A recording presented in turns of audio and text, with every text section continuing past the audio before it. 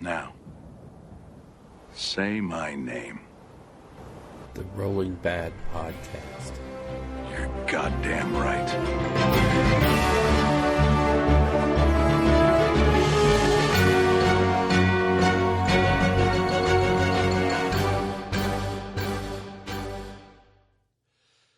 Welcome to the Rolling Bad Podcast, episode number 74, coming to you from Rio Rancho, New Mexico, hot off the heels of the Nova Open. We're recording on Monday, September 2nd. I'm your host, Glum Elric. And with me, also hosting, I love how you just add all kinds of nonsense to this. Well, you're always so mad about not. No, here are my temporary guests for the evening. Introduce yourselves. Well, I'm Bill Costello. Oh, are you? Yeah, the Not guy who for went long. to Nova. I will be the internet celebrity known as Midwest Chad. Ooh. Today. Right on. Yeah. The artist formerly known as Midwest Chad. Yep. All right. So for tonight's episode, Chad and I will sit here and be regaled with tales of Nova Open. It's going to be great. Be wonderful. Grand. This is why I look forward to this show. Is It's it? a year. Yeah. Every year. Yeah, because it's my show. Yep. Oh, I'm ready for it. I'm braced. First, in the intro, I want to send a shout out. I don't think we did this last time. To Little Samwise Taylor. I don't believe so. Yeah, so we probably should. Who's that? He's a baby. Baby. Yeah, you know the guy that used to host with us, Ryan, redhead, Who? Scottish. Remember the guy we could barely understand? There was an Irish guy on the show for a while. Oh, wow. We lost our one Durango listener. Awesome. So, yeah, Ryan and his wife had his wife had the baby, and he was there. watched, or I don't know. He contributed somehow, Yeah. I'm sure. I'm sure he did. So, mother and daughter are home. Daughter. Okay. Samwise being a boy's name. And Wow. ladies and gentlemen, you now see how the show is going to progress over the course of our evening. Ryan, we're sorry, buddy. Congratulations. Yes, congratulations on your son. Yes, That Samwise. daughter is probably, you have to return that one. Yep. Okay, well, that was a bad shout out. I can see where this show's going. So, Well, while we're still on that, do we want to give another shout out to Randall? yes, of course. No, I'm just kidding. That's Come my on. guy. Let's move on. We have important things to talk about. Mile High Massacre coming Saturday, September 8th? 8th Yeah. So this week. you're really late if you haven't registered or, bought a ticket or something like that. Yeah. But go to the Mile High Massacre site if you want to go. It's up there in, some suburb of Denver. It's whatever. Yeah, it's that thing. Do you want me to actually give details again, or Well, it would I think be. the real question is, does Randall want me to give? I'm sure he does. I'm sure he does. Do you have the printout? No. We'll do it later in the show. Okay. I'll give it a real 110%. Oh, Oh, real yeah, as effort. opposed to the Put some- 13% you're giving right now tonight. Hey, calm down. Got to pace myself. He's building up. Yeah, I'm phoning this one in because it's Bill's show. Oh, that's right. Yeah. So on that note, let me just take over. Yeah. And I want to throw a quick shout out to absolutely everyone that came up to me at Nova and asked me where Elric was. Nobody did that. Actually, more than half. Okay, Asked. Aaron probably did that, and that was about it. Okay, so you got me. Two Yeah. people came up. We invite him every year, and he never comes. No, I would have to say probably half the people asked if any of the other hosts were here. Oh, wow. So, yeah. Nope, that is 100% Bill. All Bill Yeah. is the Nova Open. Yes, that's my show. Bill is the face of Yeah. the show. You're the voice, and I'm just riding the coattails. Yeah, there you go. Simple Okay. as that. That's fine. We've all hitched our wagon to your rising star. Yeah, you're a rising star. More of a comment. So, yeah, I mean, it was truly heartwarming to have all those people come up and say how much they enjoyed the show and how much it mattered to them and how they liked it. And some of the stuff they didn't like, too, which I didn't want to get into, but... Oh, no. Yeah. What did they not like, Bill? Well, some of them think that you're a little mean. What? I'm so making that up. Oh, okay. Lay it on me. What did people not like? I feed on the negativity. That's what I need in my life. You know, some of the people, couple of people had the comment that we drift too much between topics and we don't have like a transition between them. Like we used to? Yeah. And I kind of get that, but I also, a lot of people also said they kind of think it flows better now without that hard break. So I don't know. It's a weird thing. It's a weird question. Huh. So, but when you so on that note, I was playing Skyrim the other day, and that's the transition they're worried about. Oh, okay. So I guess we need to do a better job of saying when we're switching gears to like, and in the video game department, because So anyway, we should do that. All right, I'll take it into careful consideration. Which means he's going to sleep on it, but he's going to work after the show, so. Yeah. Maybe. So I also want to throw a huge shout out to all of the players in the Nova Narrative event. They were absolutely amazing, over the top, 100% committed to the narrative. They were doing crazy things. They were making up stuff as they went along, and the amazing minds that are Matt Tucker and Aaron Bostian just folded everything. And I'll get into it when I talk about the narrative event, but folding everything into that story. And it just it had a life of its own. And it was culminating in that siege battle it just sort of blew up on Twitter. And I mean, that was so incredible. I'm still on a hobby high. Nice. So yeah, it was cool. It was amazing. So, shout-outs to everybody. If you were at Nova, here's your shout-out. Yay, you! Wow. All right. Can we get a little air in here? Sure. Something to knock those temps down, those Sure. degrees? I can do that. Not a very good segue, but okay. All right. That's fair. All right. You can leave it. No, don't even stop it, Bill. Just let it go. Yeah, we're the organic podcast. Oh, Yeah. okay. Yeah, no.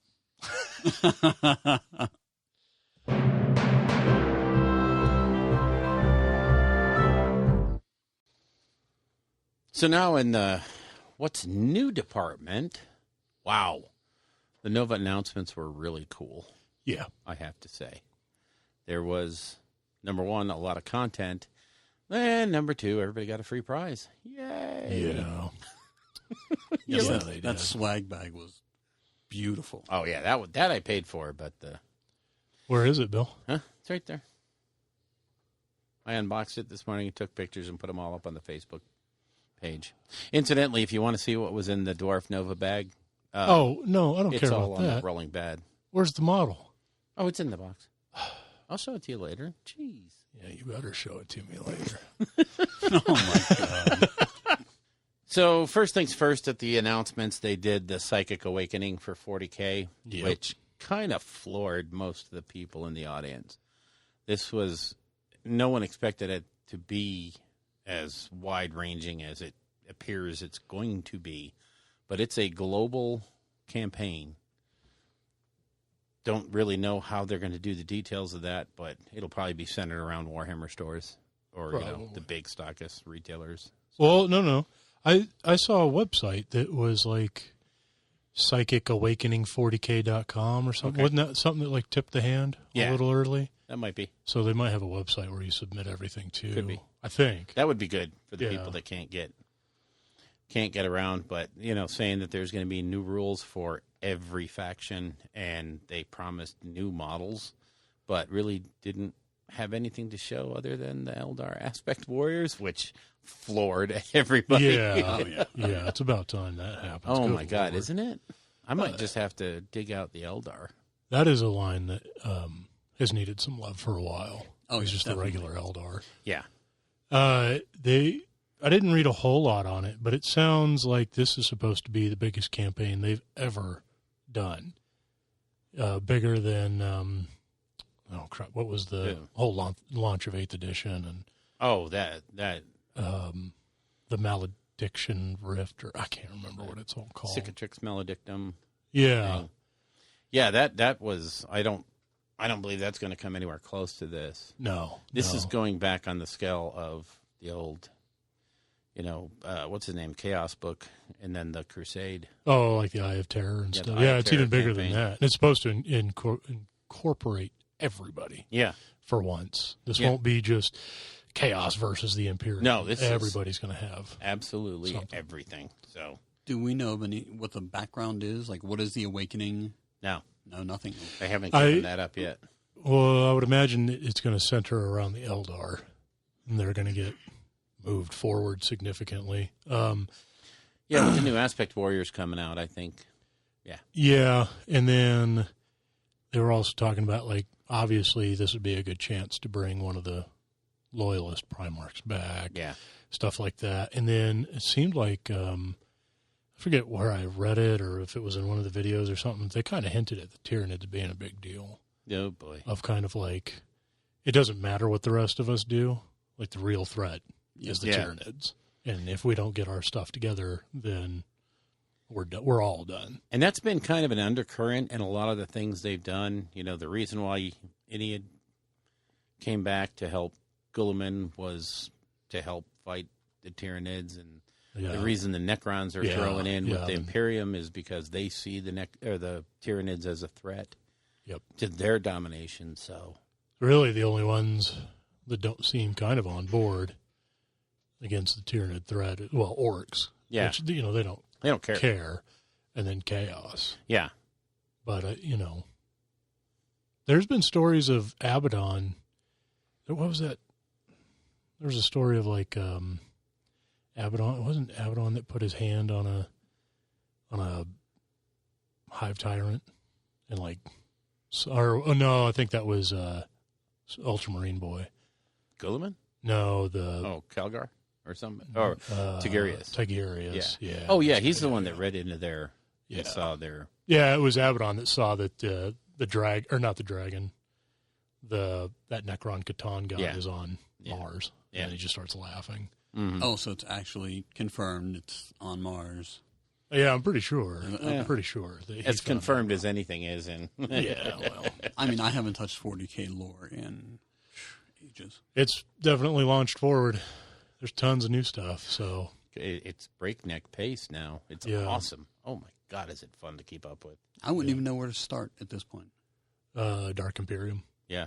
Really? Yeah, Okay. just start with Dark Imperium and then start reading the codexes, really. Yeah. I heard the new Space Marine one, and then all the chapter-specific ones just have tons of new stuff in them. Mm-hmm. So, and there's teasers everywhere. Yeah. So.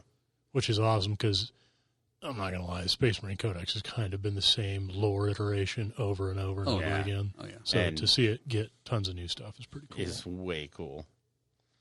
So, yeah, and in addition to all that, in addition to the Plastic Aspect Warriors, they showed that little movie where Kai-Von Shrike becomes the chapter master. Oh, yeah. Which was pretty funny. But, then they showed the model, and... Fantastic model. Yeah, I nearly hit the floor. That was...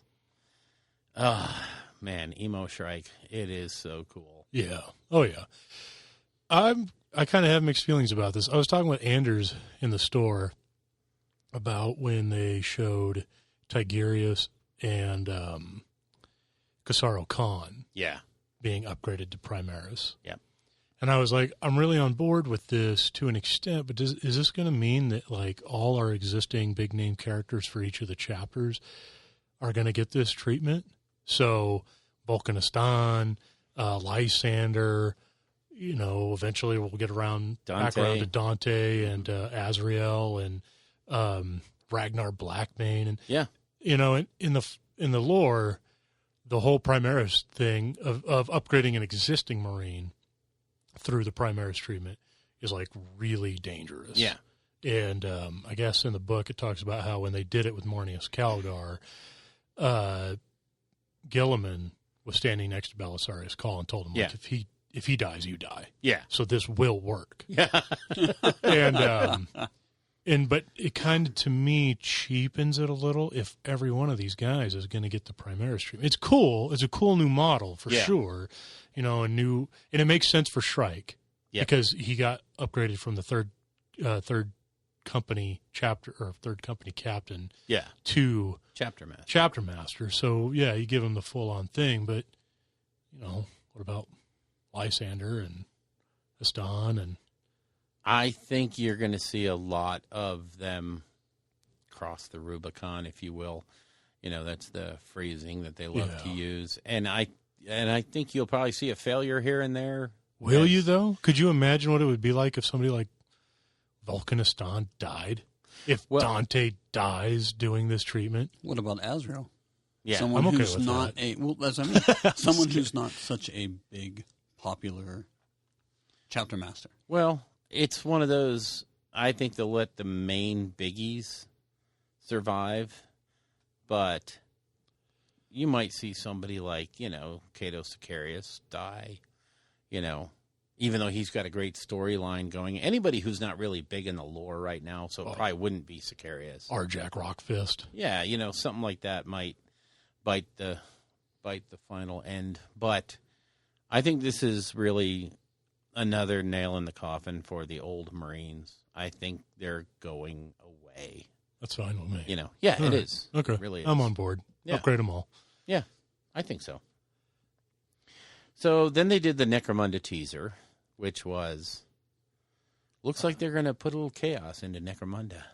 Yeah, full-on cultists. Yeah, real cultists. And they left it right there.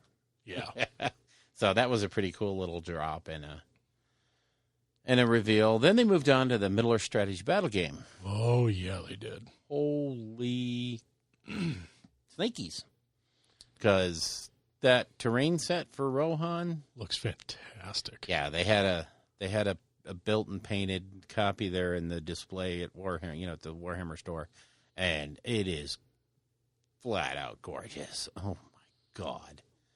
And they had Saruman there, and of course, pretty sure these are heavy metal paint jobs. Right. And holy crap, do they look good. Wow. That damn game. I know. It was funny because some of the Facebook groups I'm on were blowing up. They're like, what is the size difference between the Rohan terrain and AOS terrain? And people were trying to figure out how they can use it in their games. Yeah. And I was like, it's a little bit smaller. Yeah. It's not going to work, buddy. But It's a good It deal, is. smaller. if it does work for you guys, hey, good luck. Yeah, and the thing is it's so themed to Rohan, anybody would be able to pick it out and go, well, is that fantasy? Right. Yeah. So I'm not sure how much crossover they'll have, but, if you want to theme it up that way, that's your thing. Do it. Sure. Do it to it. Don't dictate my narrative. That's right. So then they announced the Warcry Monsters and Mercenaries. Yep. Okay. All right, Chad. Discuss. You wanted to rant about this earlier, and I told you to hold it till the show. So here we go. The floor is yours. Oh, thank you. Thank you very much. Here's what I was thinking about. Anyway. Good night, New York. No, I think you're 5 weeks out from the release of Warcry. Isn't it a bit soon to be putting out some sort of expansion? Is it going to be... You're flooding the marketplace with Warcry. Familiarity is going to breed contempt. People are going to get sick of it. Just like, oh, great, another Stormcast chamber. A lot of people hate that. So I'm fearing that people are going to burn out on Warcry before it even gets a chance to really cement itself and take off and go, hopefully, for the long haul. But that's just my worry. I don't know. I know that, I personally don't think it's necessary. People are still trying to get a feel for how to get warbands to work, what's too powered, what's underpowered. And it's like, do you really need this now? Maybe near the end of the year, Christmas time, or even the beginning of the new year. But that's just my view. I could be wrong, but I seriously doubt I am. Well, do you want to take this or should I?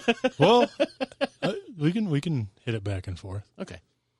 So my only kind of concern is that there's still 2 factions from the Chaos War bands that still haven't been shown. Mm-hmm. Well, they showed him a little bit. Have they? Well, I think they did. Isn't that picture with the one beast on the one side and the Chaos chick on the other side?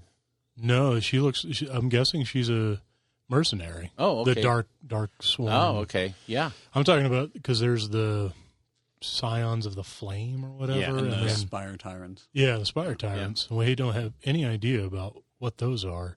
And that's some of the original release stuff. So to get another expansion right away, I don't know, that's kind of weird. However, and I've said this before about some of the other games they've put out, like Blackstone Fortress. Well, they did it for a while for Warhammer Quest, but not anymore.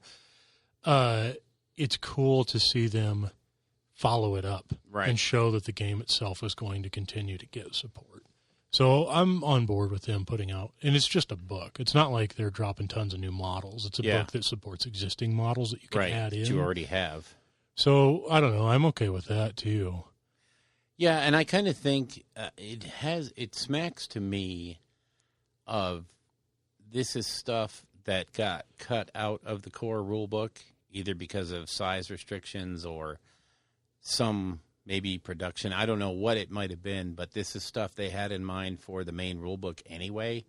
And so it's coming out as an, quote unquote expansion when in reality they meant to have it in there all along. But, it just didn't work out the way they wanted it.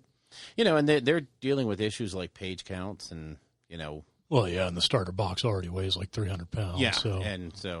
Adding another 100 pages even would have been, it probably would have been cost prohibitive. Maybe. So, and it's not like there's a lot of dead space in that Warcry book. I mean, there's some lore, but then they go into the meat of the campaigns and the systems. And, I mean, granted, they have a lot of tables in there. Like some people might question, do we need name tables? You could put those on the website. But in reality, there's not a lot of, there's a group of the community that doesn't do the web thing. Yep. And so having it in the book means everybody's got access. So I kind of think this was meant to be and just some of it got muscled out of the book. So I don't know. And I could be dead wrong. It wouldn't be the first time. Well, your opinion is different than Chad's. You're saying you could be wrong, and he's saying he's very likely right. Well, and hopefully that, with this coming out, it will help detract some of the, hey, there's not enough rules for me to play. Yeah. Because I've been hearing that left and right. Really? Oh, my God. People, there's not a big, thick rule book. They're miserable. They hate the fact that it's a simplified game. It is the most streamlined game I think I've ever played for Games Workshop. It is to the point. Get in there, kill your opponent, done. It's not, well, there's this rule, that rule, there's these charts. No, it's pretty straightforward. They miss Mordheim. Yeah. They miss okay. Mordheim. I miss Mordheim, but not in this case. This definitely scratches, that itch for me. But a lot of people have been complaining that there's not enough rules. Not enough rules. Okay. Well, if you want to add that level of complexity, then do your own set of additional rules that are going to hand out injuries to your guys or individual experience and all that other stuff. It's a framework. You can do whatever you want. Yeah, make it your own game. That's fine. So, Which I didn't mean to cut you off, Bill, but I think that's what Age of Sigmar from day one has basically been. It's been a framework. Yeah. Here's the miniatures you like. Here's the armies you want to play. We don't even do points in this first edition of it. Go, play, have fun. Yeah. You don't need books and charts and graphs and all this crazy stuff to weigh it down. Well, in all the stuff they've added since then with malign sorcery and malign portents and good Lord, there's a bunch of other stuff. Okay, that's all like compartmentalized. You can just choose not to use any of that stuff if you want and just play basic Age of Sigmar. Yeah. Open play if you don't even want to be bothered with points. You can go back to old school Age of Sigmar like it was the day it came out. And look at the General's Handbook this go around. It has a complete system to flesh out open play with cards or tables to roll on to generate armies. Yep. To play with. I mean, they are seriously behind all three ways to play. Yeah, So absolutely. I don't think you have to worry about that support side very much. I don't think. No. So let's hit the elephant in the room. And I'm not talking about me. Wow. The OCR Bone Reapers. Yeah. The new army that got announced. Yeah. Yeah. Tomb Kings? Question mark. Hashtag too soon. Wow. What do you think? Well, all we really got was models. Yeah. So what do you guys think? He talked a little bit about the mechanic. Like, for instance, the Mortarch is, if you looked at his base, he's got like 4 models with him on his base. Sure. And Casket of Soul style. yeah, he doesn't deem you worthy to fight until those models are dead. So his table, if you will, his damage table is actually flipped. As he loses wounds, representing the guys dying, he gets stronger. So he's like Scarbrand. Yeah, in a way. But I think a lot more refined. Okay. And also the whole idea of, using the soul energy of living souls as opposed to dead souls. It could be why Nagash was so looking for this guy. Because this counters Sigmar. Well, it slaps him right in the face, basically. Because if this guy has a way of doing that to Stormcast, uh-oh. Yeah. And, it's not like I'm going to create, Death Stormcast. He takes the souls and he makes a new thing out of it. So, I mean, this could be really big. This could be a very powerful faction. But, again, I'm sure it's going to be balanced, and I hope it's going to be balanced. Just like Sun Ash is. And all that. Oh, I'm sorry. Did that slip out? My bad. Yeah. But it looks like it's going to be incredibly crazy to play. I think this is, yeah. But Tomb King? Yeah, there's definitely a running aesthetic. Well, I mean, I looked and I was like, oh, the engineer from Aliens is the Mortarch. Yeah. And he got some Tomb Kings and some Necrons and made a love baby, threw some Tyranids in there, and boom, we're ready to go.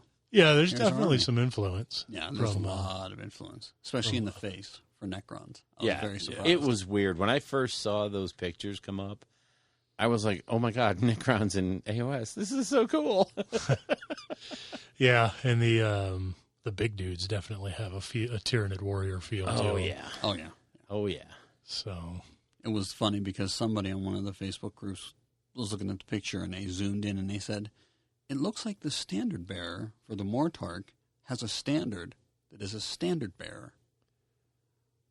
what? The standard bearer for the Mortarch, Okay. his standard is actually another standard bearer. Oh, my God. If you look real close at the picture, and it's not the greatest picture, but I looked, I was like, I think he may be onto something there. It's like a little miniature standard bearer as his standard. Holding a standard of a standard bearer. Basically how the Lord Relictor, how he had the skeleton. Yeah. Same rough concept, basically. Oh, that is so weird. I was like, it's very interesting, but This is going to be a cool faction. I think it's going to be a very cool faction. I'm looking forward to them. I don't know if I'll jump in on them, but yeah, you will. okay. Yeah, you're probably right. So then they moved on, and they talked about the Warhammer Heroes program is going to be opening up again late September. So if you have someone you think needs to be nominated, go ahead and do it when they open it up. So I think it's the angle of the picture. Is it? Yeah, it's the angle of the picture. He's got like a pole with a cage and a bird inside of it and a bird on top. And then like almost exactly right behind it is the guy, the standard bearer, who looks like he's standing on top. Okay. Yeah, that's what it is. The one picture I saw, I couldn't get it zoomed in. I was like, oh, okay, that could be interesting. Oh, yep, Elric just gave me his phone, and he's correct. It still would be very amusing for him to have a standard bearer as a standard bearer. Right. Great radio. Very Great radio. meta. Very meta. Let's pass the phone around some more. Do we not? Okay, so the we're done talking listeners about can that see. faction? I try to do a little fact-checking mid-show, and we skip right. That's fine, whatever. It's okay when I do it. Yeah. Hashtag fake news. Put that out there. Okay. So then they talked a little bit about the Angels of Death animated series. I saw absolutely nothing for this. I saw some people talk about it on Twitter, vaguely. What is it, Bill? Lay it on me. So they showed some art, and then they showed the art translated to stills from the animation. And holy crap, it's Okay. going to be, wow, it looks really good. And, you know, the person doing it or the people doing it are not unknown quantities. They have done seriously quality stuff in the past. Bionicle? Did they do Bionicle, Bill? Too soon. Too soon. Hashtag too soon. Oh, let it die. Let it die. Okay. So, yeah, it's going to be crazy. I guess he's saying, Pete Foley was saying that the whole thing is going to be about 90 minutes. It's going to be episodic. And so some are going to be double episodes because there's big battle scenes that they don't want to cut up into 2 episodes. So I'm really looking forward to that. It's an entire 90-minute thing broken up into episodes. Okay. Yeah, a season, you know, but it's web. I think it's going to be web-based.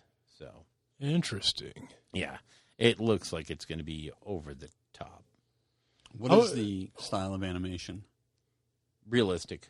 Oh, it's really okay. Yeah. It wasn't like anime. Or No, it's anything. not anime Okay. at all. It is So is it- hyper-realistic, gritty. Is it like what Grim is dark. that? Hold on just a second, because there is a channel on Facebook or on YouTube that has been doing little like 3-minute episodes. Oh yeah. Yeah. Seen this stuff? This is so Beautiful. unfreaking believable that this is what some people do just for fun. And you know what? It's the same type of people that do the Star Wars movies. Yeah. A The Star fan-based Days. stuff. Or Yep. It's just fantastic. Is it that kind of animation? Oh yeah. Oh, good.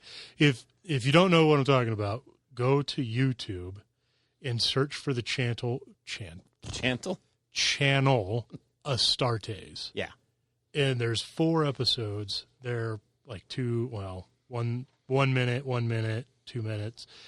But they are so intense and well done. And if this is anything like that with a bigger crew or whatever behind it, then sign me up. I think it's pretty much everything like that because I'm pretty sure it's that dude that's doing it. Really? Oh, Pretty sure. If it's him, congratulations. Yes. We are looking forward to this with Don't bated breath. quote me on that because I could have sworn I remembered that he was the one that was picked up to do it. Oh, So Well but again, don't done, GW. hold me to that. sweet. but- Kick ass. I'm so hyped. Indeed. And then they announced a little change to Warhammer Legends. What? So I remember Legends basically just being Dark Elves. It was like the only army they got Yeah. around to doing that with. Well, basically, as they retire the different forces from production, they're going to put them into Legends. And basically, the way they were talking about it is Legends are not going to be allowed in competitive play, in matched play. Okay. Again, probably because not everybody has access to them. Right. But the caveat to that is, if you want to run a Legends event, have Sure. at it. Sure. It's like a Magic it. Open tournament or Yeah. whatever they call that stuff. And it's Yeah. one of those deals where if everybody's on the same playing field, then it's okay. Now, I had heard this was supposed to go for $40K. It's both. It's Oh, for okay. both. It's as a model line or as a thing gets retired, they're going to have the Legends War Scroll or data slate, whatever it is. It's going to be fixed at that point. And that's that. It's over. But it will still be playable in narrative games, open games. You know, anytime you agree with your opponent, obviously, you can play it. You Yeah. have at it. But organized, matched play events, This is to address stuff, because like the new Shrike Yeah. and all that stuff. So what do you do with the old Shrike? What do Right. you do with the old Tigurius and Marnius Calgar Yeah. and stuff? Because they don't exist in the game anymore, but people still have those models. Yeah. So I guess this is to allow you to play it in some fashion. Yeah. You'll Oh, be that's able cool. to use it as long as everybody says, hey, you mind if I use my legend, Marnius Calgar? Oh, no, go ahead. Okay. You know, and everybody has access to the data slate, so it's not like you're whipping something on them that you might have made up at home. Yeah. So, yeah. I thought that was, they're codifying it. They're going to make it, here's the deal. Here's everything that's retired. Here's the scroll for it, or, you know, data slate. And, you know, do what you will. Do what you want. Okay. Just make sure it's fair. And don't bring it to a competitive event, because they won't Right. countenance that. So. Yeah, I saw some blow up, I guess, on Twitter about it affecting 40K Yeah. and stuff. But, I mean, let's be fair. The 40K community tends to be a little more rigid Yeah. in their response to change from 40K. Oh, yeah. So, Oh, yeah. yeah. I think it's a good idea. Yeah, it's a great idea, because, you know, as they're going to start retiring these models that are, like you said, you know, what do you do with your old Tigurius? What do you do with your old Marnius Calgar, or any of these guys that cross the Rubicon? Throw them away? No. Use them in Legends games. Well, it also means that you could start killing characters. Because they'd still be usable in the Legends. Sure. They wouldn't be usable in an updated, because if the game we're playing in tournaments essentially is current events in the world, then I guess you could start having more characters try to cross the Rubicon, some of them not And make die. it. Yep. And that guy instantly goes to the Legends file. Yeah, and so your games at home or whatever that you don't care about, you can do whatever you want. But You're when perfectly fine. Yep. Okay. So I thought it was just a smashingly good idea. Yeah. So, well, and then we have to hit the real elephant in the room. Ooh, this gave me chills. And I'm talking Sister Mary Elephant. Oh, I am so flippin' hyped. Really? For this. I'm so hyped. God, those models look fantastic. I was going to say, you know, if they were okay sculpts, I'd be pretty jazzed or something. But, you know, okay, they're freaking Good great. Lord, Jesus. Bill. Yeah. they hit it out of the park with this. Yeah. I saw them and I went, okay, I'm actually interested. Yeah, the poses and the action and the my God. models. It's just so And good. have you seen the deluge of art that's coming out, like, after Nova? Yeah, on the website. Yeah, go look at their Sisters of Battle Bulletin and see some of the art that's been dropped. And, of course, this is not, you know, character SketchUps, character works. This is just art. And if it's kind of the theme that they have in mind, holy hand grenades. Yeah. Yeah. So I have got to get my hands on one of those boxes. It's going to happen. Oh, the army box? Yeah. Yeah. And the talk there from the people that know is that box is just the November drop. There's going to be drops all through. I don't know how much in December, but January, February, March, the line is coming out not at once. So that is an army box to get you going. And then Well, and it says it comes with the limited edition codex. Yeah. And then it also comes with that special Nova release model they did. Yeah. Oh, I want it so. I'm going to make that happen. I don't know how. I already messaged Anders. I was like, yes, do it. Yeah. He's like, well, I don't know. I don't know anything about it, buddy. I was like, bullshit. You know exactly what's happening. You know how I can get my hands on one of those. Don't do me like that.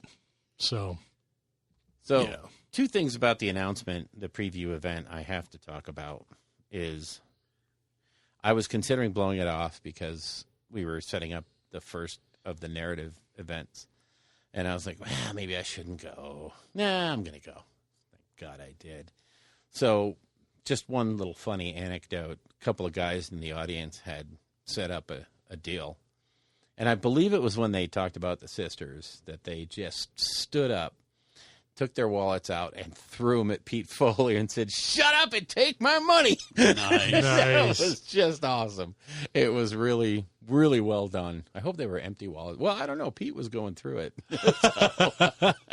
I'm like, well, you told me. I got consent. Yeah, exactly. I think that's legal. Yeah. And then, of course, after the, they closed the show down before they even announced the sisters, and then they did and one more thing.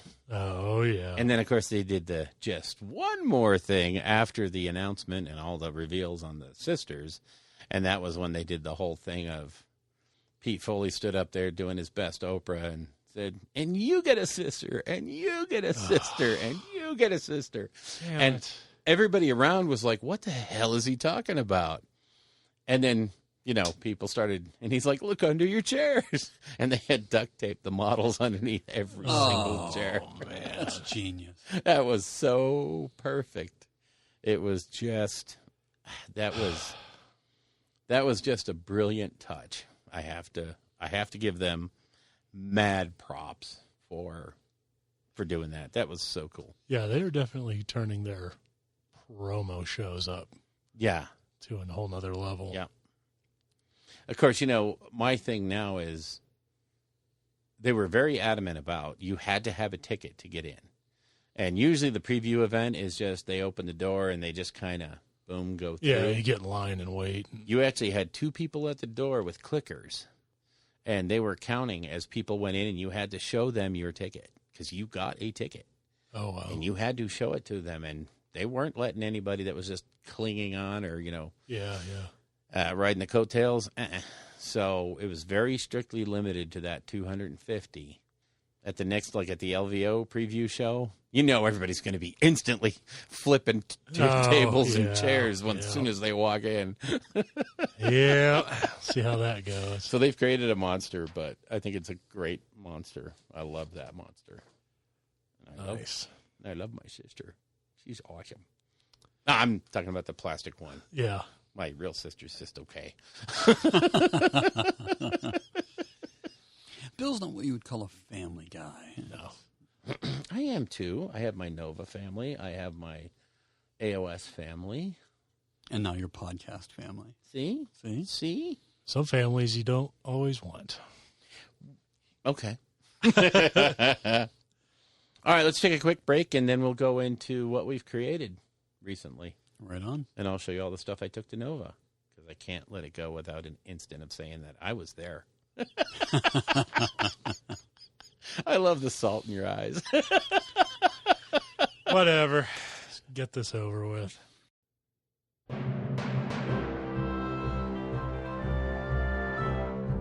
All right, so let's talk about stuff we've created. Chad, would you like to go first? Or? Why, certainly, Bill. All right. Basically, I've been putting together my my Vanguard for Warcry. Yep. I've come to realize I detest painting armor. I get wrapped up in, okay, this shade is not good. I don't like this color, which is why I didn't like painting Marines back in the day. Yeah. So I think now, for next week, I'm going to fall back on my Deepkin, put them together, Nice. and just reading, going to different sites and everything, just how people are rating them in Warcry itself. They really enjoy them. Good. So, otherwise, yeah, I've just been focused on that mostly. Sweet. Elric, what about you, buddy? Nothing. Thank you. And to Bill. So I finished my Splintered Fang Warband for Nova and proceeded to leave one of the models behind. So that was pretty dumb. And I don't know. I think they came out okay. I like them. I love different. I love the fact that the armor's a completely different shade. Yeah. Than the standard bluish green snake armor. Yep. No, I didn't want to do that. And actually, I went with something that was a little almost pink, Well, in nature, the brighter the creature, the deadlier it is. So, well, yeah, that and the fact that I figure if they're hanging out around the all points, all that stuff's going to get sun bleached anyway. So if it started out blood red, after a while it's going to fade. And, I don't know. Who knows? I like the way they look. So I will agree. Elric?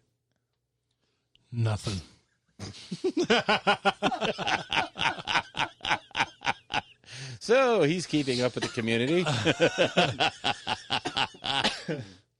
No, so I got over 700 followers on the Tweeterverse, and I said, "Oh, about time that I actually put out some hobby." Yeah. So 700 people yeah, care out of billions on this earth what you think. I don't even know if I would go so far as to think they care what I think. It's just You link to things that they might like. yeah. Okay, they're so you're bored. Elric the Bridge. That's Sure, what you are. yeah. Okay, I like it. I like it. Yeah, so starting here in a couple of weeks, when I can get back over here to Bill's and crank out some actual hobbies, some Warcry. We'll start with the Warcry goodness. Yep. And move up from there. Sweet. Well, So you're there, welcome Chad. anytime. Anything you want to add to that, huh? Yeah, when you guys do that, let me know, because I also would like to sit down and model with you guys and to see Elric actually do anything modeling. Yeah, buddy, we'll totally is- do that. Yeah, we'll let you know. Yeah, it's beautiful. Bill, when we do this, don't tell Chad. I have a headset on. I can hear you. Well, shit. Wow. I'm so glad we're all friends. Friends is such a strong word. Yeah, we're just one of the 700 followers that Elric has. You know, it's, you know. Like I told you, we hitched our falling stars to his rising star. You're the wave, I'm the surfer. And when you crash, I'm just going to catch a new wave. Sorry, buddy. Wow. Well, all right. So I, like I said, finished up my Warcry warband, and then I did a couple of seminars while I was at, what was that show? Oh, yeah, Nova. Nova. Yeah, let's I've hear heard of more it. about that. That'll be great. You are not going to take my hobby high and hurt it. You will not do it. Leave Bill's narrative alone. Yeah. So I did my skin class, which was actually crazy because with actual hands-on instruction from the Dunkmeister, I actually finally figured out that flesh that they do with the Bugman's Glow and then the wash and then the layering it up. So I think it came out pretty well. I was really happy with it, and now when I do my Untamed Beasts, I'm going to do pretty much the exact same thing on it. They're all just going to be white. Yeah, they're just going to be super What a way to Caucasian. have some representation there, Bill. You betcha. You learned the GW technique of painting everything white. Oh, my gosh. I told you I wanted to do salamanders, and you told me I couldn't. I didn't say... I Yeah, did say you yeah. couldn't. I did say you couldn't do it. Not for that reason, though, Bill. You can't paint me into that box. Well, okay, let me see. You can do your blood angels, who are predominantly white and blonde-haired, but I can't do my...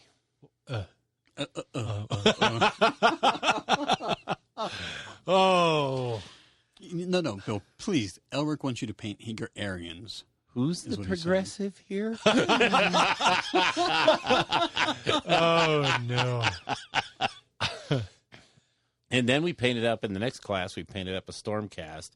And that was kind of fun because he was doing it as a mix of old-style classic painting and using contrast whenever possible to make it faster and easier. And it was actually a class where we were going to do 3 Stormcast at once. But like he said, it's better to take the class and do 1 to start to finish than to try to squeeze all 3 in and maybe not get it done in the time allotted. Yeah. So, yeah, we went through and just really super detailed the 1 model. And this is the one you did? Yeah. Yeah, that one. Now, I'm curious as to, did you do contrast and then classic on top of it, or it just comes in different spots? It's just different spots. Like the blue is contrast. The weapon, of course, was done with standard, gold and then lead belcher and what have you. The armor was done with Retributor gold and using a contrast paint for the wash. We actually used Guilliman flesh to wash the gold, which actually turned out so much better than I've always been the Retributor armor.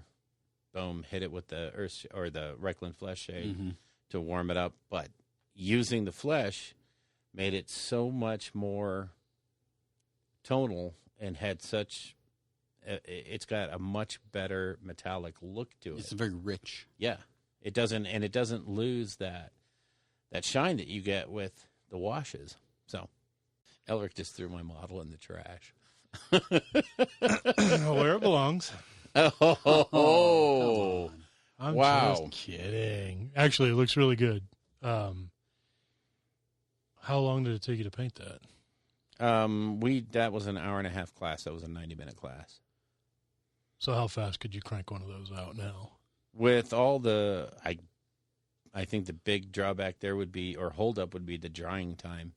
Oh, okay. So I would say probably an hour per, maybe.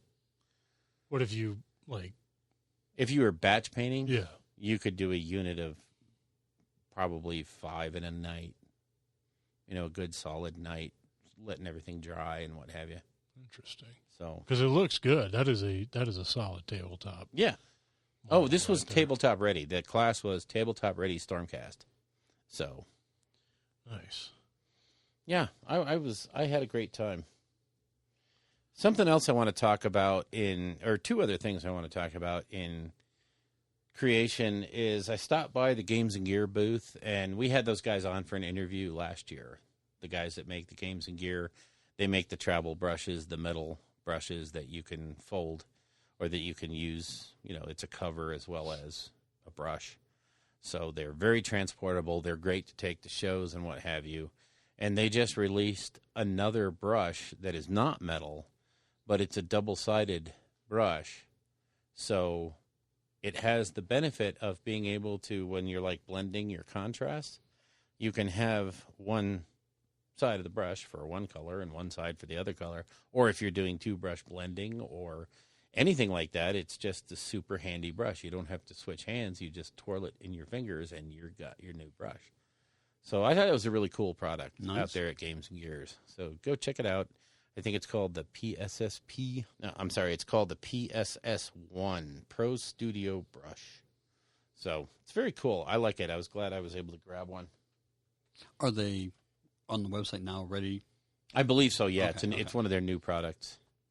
And they also had a new set of their detail brushes where they actually have a 4.0 very small brush.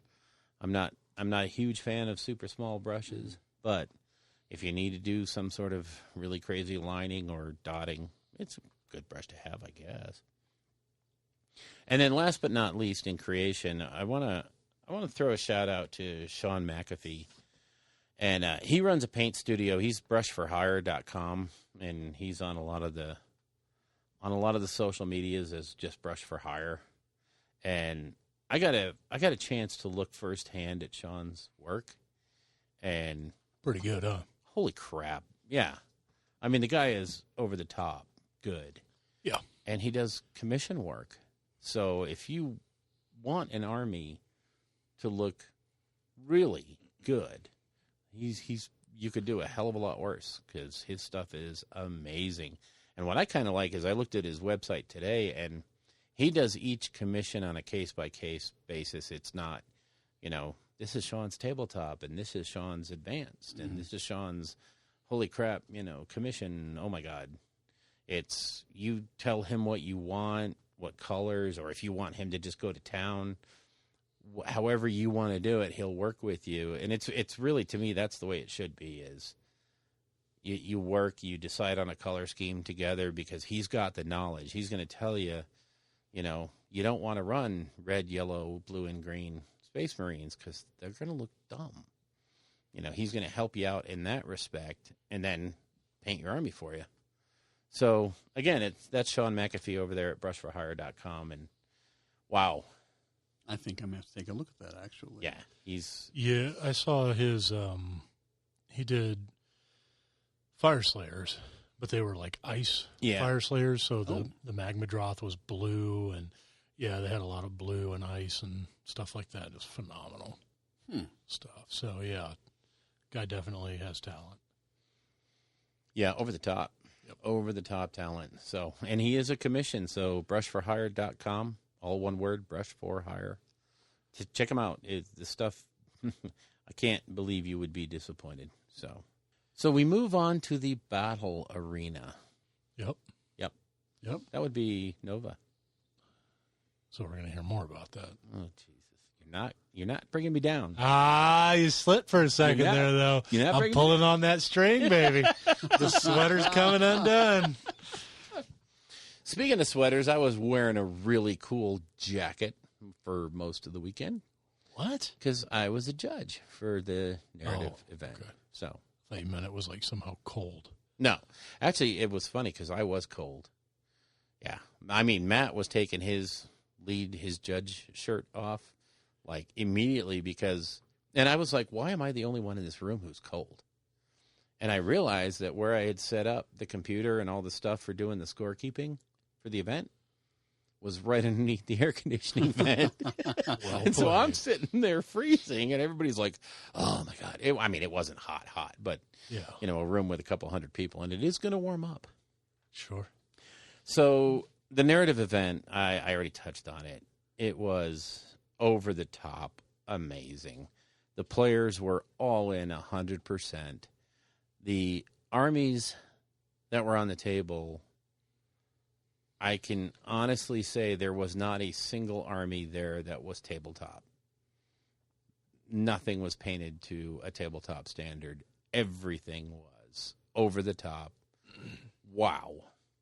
And it looked crazy cool.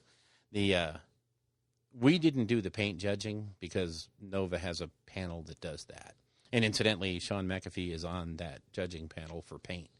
So, nice. Yeah, he's got chops. He's got cred. But, yeah, they came around and they were looking at the paint jobs. And even they were impressed with, the overall level of, wow, these are good. And I have to say that the two people that won, oh, boy, the guy who won with his Idneth Deepkin, Corbin, wow.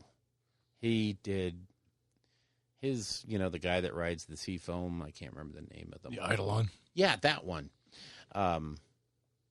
It was just, when I looked at it, I was like, wow, is that real water? Is that real? Oh, wow. It was, it was beautiful. It was just absolutely beautiful. And Rebecca Ali won for Best Diorama. She put so much time and effort into doing all of that. And, in addition, she's a mom with a kid in high school. Oh, and she runs the friendly local game store. Oh, nice. So, she's got plenty of spare time to just hang out and paint, Yeah, you can imagine. So, yeah, both of them just knocked it out of the park. It was crazy. And then the games themselves, I can't say enough good things about Matt Tucker and Aaron Bostian. After every game, Matt was sitting down with both players and getting the narrative story of what happened during that battle. And we're talking, there was 15 games going on. So he's doing this, 15 times. And he's folding the story of what happened during that game into the overall narrative. And as people were coming up with their own different objectives, one guy was looking for a dragon. One guy was looking for a way to release a demon of one of them Slaneshi demons things. Keepers, whatever. One of those things. Right. And, everybody had something different that they were after. And those guys were weaving their story into it. And whenever it looked like somebody was on the back foot a little bit, maybe outmatched, maybe their army just really couldn't stand up to the other one, they could run right up to the shadow banker, which was Aaron, and they could be like, I need some help, man. I'm really getting trashed here. Oh, okay, well, here's a scroll that lets you, re-roll saves. How much coin you got? Oh, God, how much is it going to cost? And it was just the way those two were handling it, and I stayed out of that because I jumped into being a TO a Neo for this event late. So I handled more of the logistics, and it was easier for me to be the scorekeeper because a lot of the people that played were from the local area, and they knew all of them, especially Matt knew just about everybody in the room. Nice. So it would have been a little weird for him to be handing out scores and all that stuff, so they let me do that while they handled all the narrative. And just watching those two guys, I'll tell you, I learned so much for LVO. It's ridiculous. So many things are going to happen at LVO now that I've seen how professionals do it. Cool. So, yeah, it's going to be fun. It's going to be fun. So, again, I can't talk enough about how great the players were, how great the Neos were, including me. I pretty much carried the load. Sure. So, I'll bet you Randy's seething right now. Yeah. You didn't do anything, you poser. Okay. Yeah. Yeah. But hopefully he'll love the shout out we're going to do for him. Who?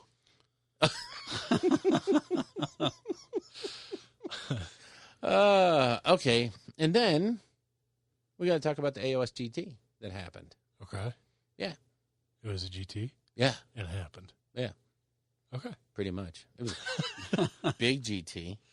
Yeah, it was 97? 97, yeah. They actually sold 120, but there was a lot of drops. Huh. So probably a lot of drunks. I mean, people that drank too much. Maybe. I can't imagine that happening because I hardly saw any alcohol really being consumed. Maybe the weather? Yeah, it might have been. The impending weather Yeah. might have deterred some people from... Could have. But overall, the GT ran super smooth between Chuck Moore and Matt Hayward. They had everything running like a clock. I think the only issue was a scoring snafu with BCP at the end. Something I'm not even going to begin to talk about what happened. I think there was a little bit of a boo-boo on points, but I'm pretty sure they got it squared away pretty quick. Okay. So I know it was all figured out by the what's his name, the award ceremony. But did you see the results? Yeah. Yeah. So elephant in the room, maybe? Maybe. Just a little bit. You think? Well, so here's the thing, right? We're going to talk about... Slash crushed it, right? Well, they took First, second, and fourth. first, second, fifth. First, second, and fifth, yeah. Yeah. And then, so 3 of the top 5 is Slanesh. Yeah. And then, 3 of the top 10 are Daughters of Cain? 4 of the top 10? 4 of the top 10 are Daughters of Cain. But again, they were 6, 8, 9, and 10. Yeah. But they're still there. I don't know. It feels like this is such a touchy subject because, again, Slanesh rounds out the top 5. Mm-hmm. Pretty I mean, they dominate. Yeah. 3 of the top 5. Of another large tournament, and seems like that should be an issue, right? But there's so many people, and some of them are very seasoned tournament winners who are saying, well, it's not really an issue. It's just other people need to adapt to what Slanesh is capable of. To what they're bringing. Yeah.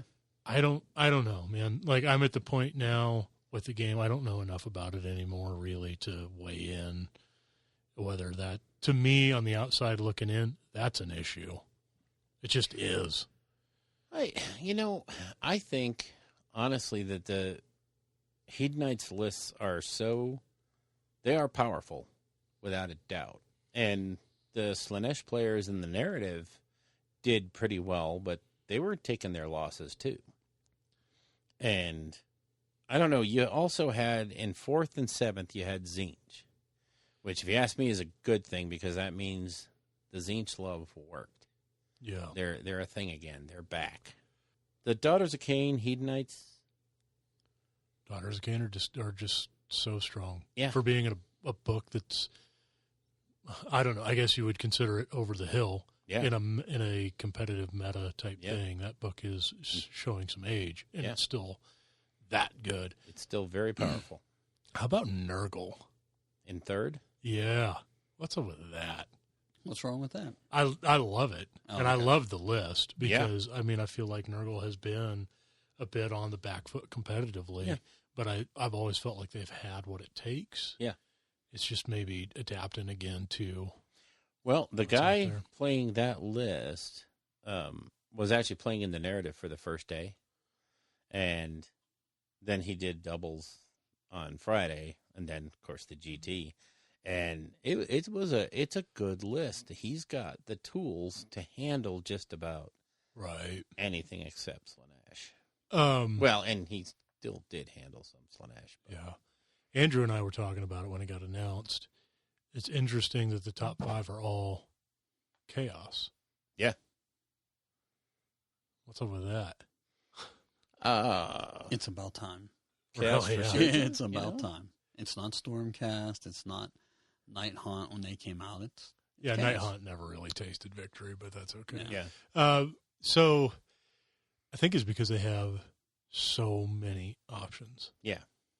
Short of like Stormcast, each of the 4 Chaos factions have just an absolute crap ton of options to pick from, and even Beasts of Chaos too, because they can pull from some of the other books. Yep. So, and now Skaven, are also this massive army. So you have these 6 armies representing Chaos that just have more options than probably some factions like Destruction combined. Oh, yeah.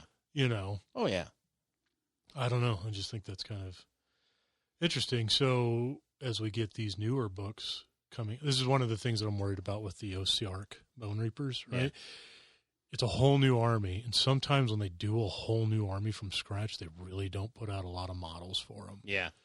It's like a, I don't know, half a dozen kits that look fantastic, but it's hard to scratch all the itches with what you're given. So I'm a little... You always have to be leery about that, Yeah. But you do have the cities of Sigmar, which is going to take a bunch of armies and roll them all into one. Yeah, so they're going to have tons some of options there. And then the Oryx book, I mean, you're taking like the 2 smallest greenskin factions and putting them together, but that does give you that many more choices. Basically, it's like you get to play Ironjaws and edge shooting for once, which is like fantastic. Or you can play Bone Splitters and add something that can actually do melee. Yeah. You know? Yeah. I mean, you have, hopefully those options will be there for those books to do cool things. Yeah, hopefully. We'll see some stuff there. Yeah, I was kind of surprised when I saw this that there was no Skaven. Although the Maggotkin list did have Skaven in it. Sure. So, but no Skaven pure in the top 10. No, I didn't have Deepkin. No IDKs. It's a very strange top 10, and I don't know if it's reflecting the meta of the East Coast or if it's a sign. No. I mean, the Daughters of Cain thing and the Hedonites thing. 7 of your top 10 is 2 armies. Yeah, it's... And then, 9 of your top 10 are 3 armies. Yeah. I don't know, that's kind of... It's scary a little bit, and they're all chaos. Yeah, they are all chaos. Yeah, there's nothing that's not chaos on this. In the top 10, yeah. Oh, no, Daughters of Cain. Daughters of Cain, yeah, their order. Yeah, okay, sure. All right, calm down, Bill. Their But order. yeah, still 3 armies Mm-hmm. representing 9 of the top 10. A little disconcerting. No death and destruction again. Yeah. It seems like those 2 factions get a real sharp peak. Yeah. Where they show their face, let everybody know they're still a thing, and then they die off right away. Yep. And they're replaced with order and chaos. Yeah. Huh. So it's very strange. Very strange results. I'd like to see how somebody that crunches numbers, LLV and all that stuff, what it turns out and looks like after Nova. Yeah. And I saw, I think it was Sam Valdez posted a thing, because when Shorts Dan put out the results, and people were kind of like, oh boy, here we go with the Slaanesh. And Sam made a point of like, it used to be if I saw something like that, I would kind of despair because it took so long for new content to come out to shift the meta around. And now we live in kind of like 6-month cycles. Yeah. So it's very possible that Slaanesh will just dominate for now. Yeah. And then by February of next year, it's like, Slaanesh what? Yeah, by LVO, it'll be like, yeah, wow, look who's on top now. Yeah, who knows? We'll be talking about them. And again, like I said, I don't want to scream overpowered until I hear those top players saying these guys are broken. At a certain point, this just isn't fun anymore. Yeah. Yeah. But so, that 6-month cycle, though, you look at Daughters of Cain. Yeah. And for them to still be hanging on to such a strong representation this far out after their book has dropped, I don't know. Yep. We'll see. Yeah. And, seeing somebody like, Matt Pashby taking Zinch and... No, he took Deepkin. Did he take Deepkin? I thought he did. No, I thought he took. Oh. Fact check. Live fact check. Here we are. Didn't you get, lambasted for that earlier? I did. Huh. That's weird. No, I said. What'd you When say? I do it, it's okay. Okay. When you do it, it's wrong. I apologize. Okay. So, yeah, How- no, Joe Cryer, How Disciples of Zinch. dare I question your double standard? I am so sorry, Bill. Thank you. Wow.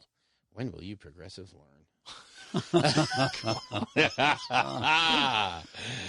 Bazinga. My little social justice warrior. Get him, Howard. Get him.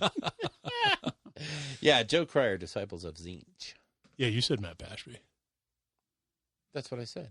Joe Cryer, Disciples of Zinch. You said You nothing heard me about wrong. Joe Cryer. Oh, my God. God. You heard me wrong. That's Oh. all. That's all. You heard me wrong. Okay. Do as I mean, not as I say. Exactly. Now you're getting it. Wow, I really screwed that up. Okay. All right. Magic So- of editing, you'll make yourself sound really intelligent and me sound like a dumbass. That's Stormcaster cool. Stormcaster, cool. God damn it. I hate that stupid thing. you know, Matt Tucker loves it so much that Stormcaster, cool. I think I would have learned by now to watch what I say into these stupid microphones. no. After getting Please. blackballed for Sylvaneth and After 3 years of whatever. no, not happening. Okay, so that's pretty much. I don't want to hit any more about Nova because I know you're freaking Oh, sick. thank and tired. God. We can actually get on with the real show now. But I got to tell you about this story about when I was outside smoking. And then there was that time that I was like talking to Pete yeah. Foley, and it was so cool. Yeah, it was great. Okay. Jesus, Bill. Why don't you tell us what you went out and had to eat with? Okay, so like the first night, I actually went and I hit one of the I food don't trucks. care. Oh, Literally. oh, you don't care. didn't want to know. No. Okay, sorry.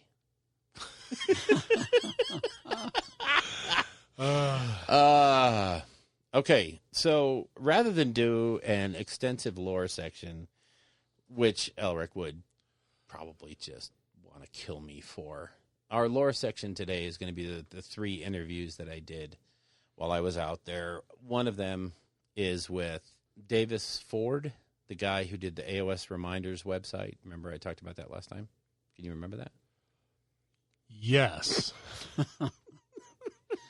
Did I say that with enough confidence to convince you? Not even close. AOS Reminders. AOS Reminders, yeah, it's that website you go in, you plug in your units. Oh, yeah. Okay, yeah. So Yeah, I I got it. I met Davis out there. Okay, yeah. Stormcaster, cool. Continue. Okay, so anyway, I met Davis out there, and that was actually wonderful. We got to sit around and chat, and actually he joined the narrative and had a blast playing in the narrative. So, yeah, it was great for him, and I managed to get an interview with him where we talked a good bit about the AOS Reminders and where he's going with it.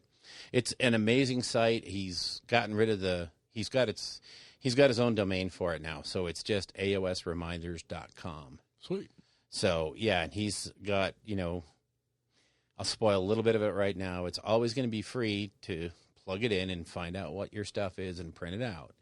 But he's also going to have a lot of features that will add to it at a subscription rate. And he hasn't figured out what that's going to be yet. You'll hear it in the interview.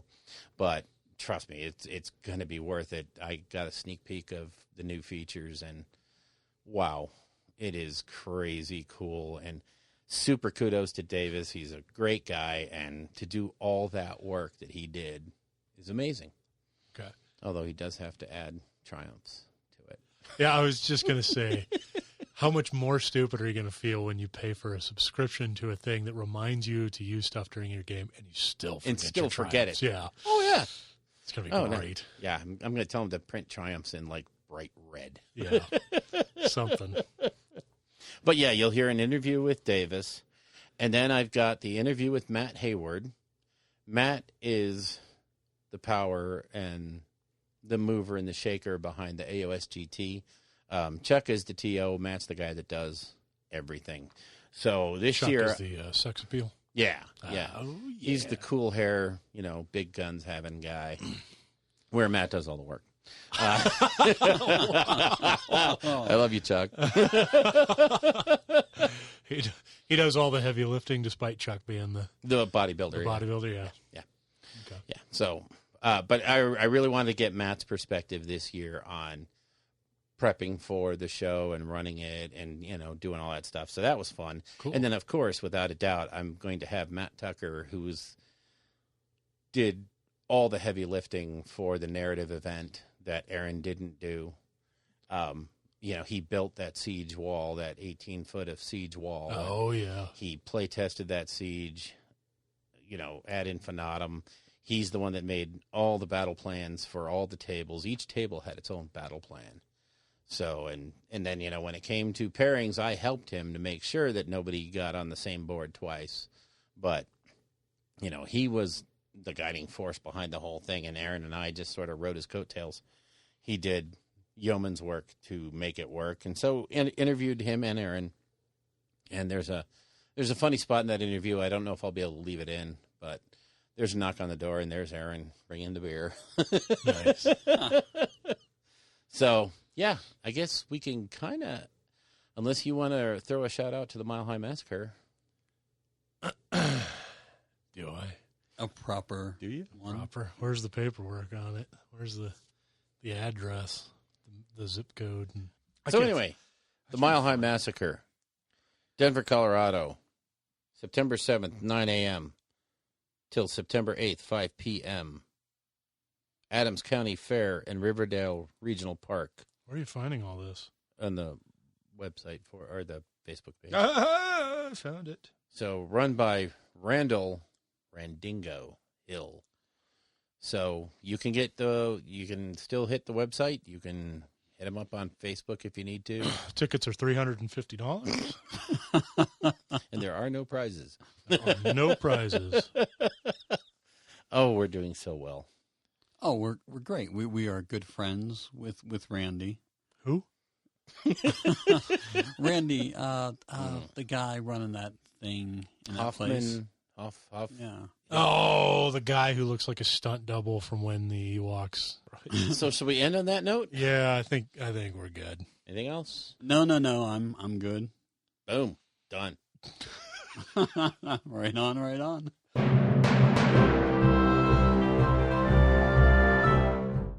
So, as I promised you earlier, I am sitting here able to talk with Davis Ford, who is the author and programmer and chief cook and bottle washer for the AOS Reminders page. We mentioned it a show ago about how amazing it is and what it does. It basically reminds you to do everything in the game that you've always forgotten, including, yes, I hope your triumphs are in there, or should be one day. Anyway, I'm here with Davis. Davis, introduce yourself. Well, thanks for having me on, first of all. Of course. So I'm Davis Ford. I run AOSreminders.com. And for those of you that knew the old URL, it used to be on my personal site. Right. And I've moved it. It's just AOSreminders.com now. Oh, awesome. Even easier.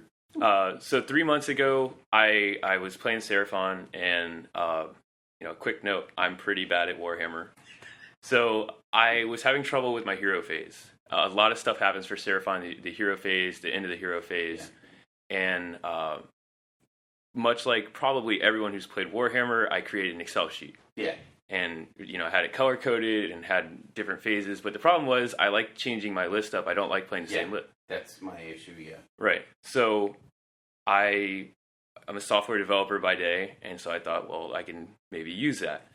So I created the very first AOS Reminders. It just had Seraphon. It wasn't very good, to be honest. It only had reminders that I wanted. Yeah. And then I was like, well, you know what?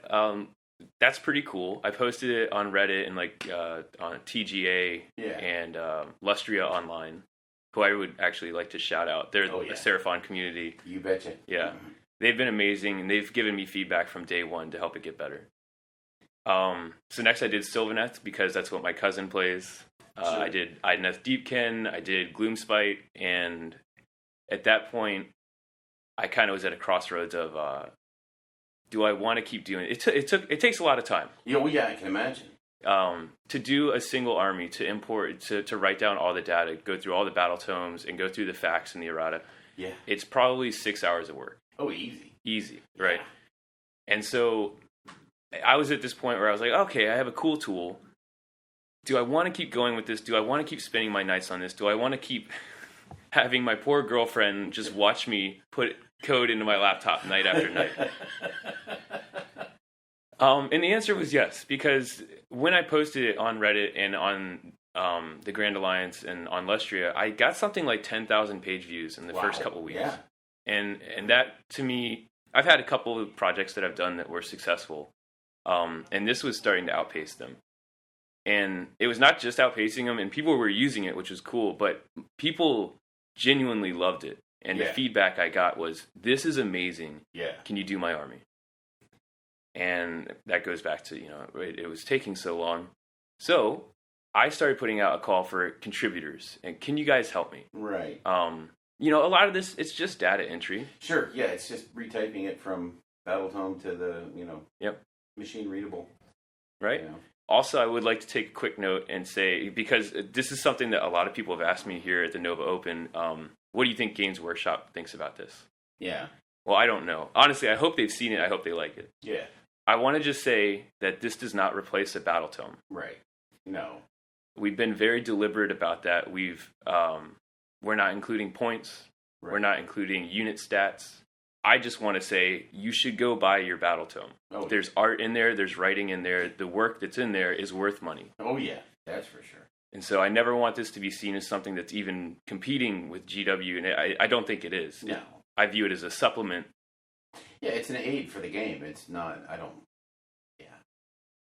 So with that being said, so that kind of cleared my conscience thinking about it that way and making a very conscious decision to not include the points, to not include stats. Right. Contributors started piling onto the project. I think we're up to 14 or 15 right now. And some of these guys have contributed like 15,000 lines of code. Jeez.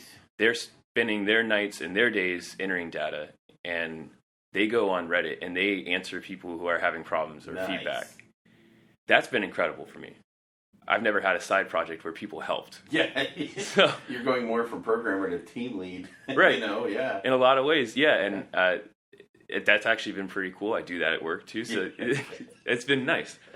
The community has been amazing. I put a donate button up there, and I mean, people don't really donate to free projects. No. I have gotten some donations, and thank you to everyone who has donated. It has helped. It's helped pay for the server costs and for the database costs.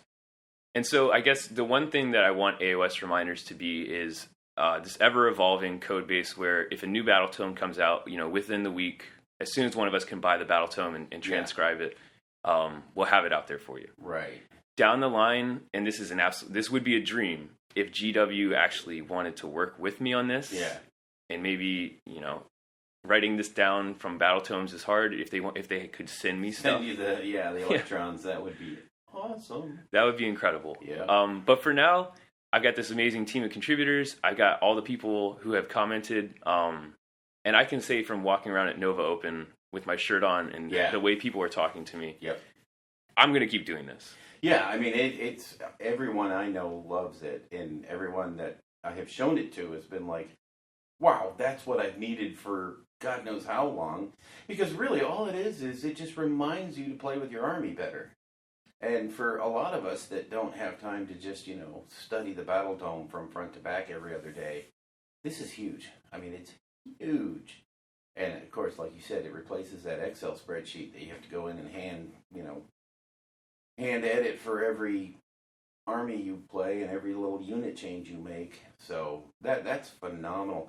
Now, I noticed that you're increasing the feature size by a bunch.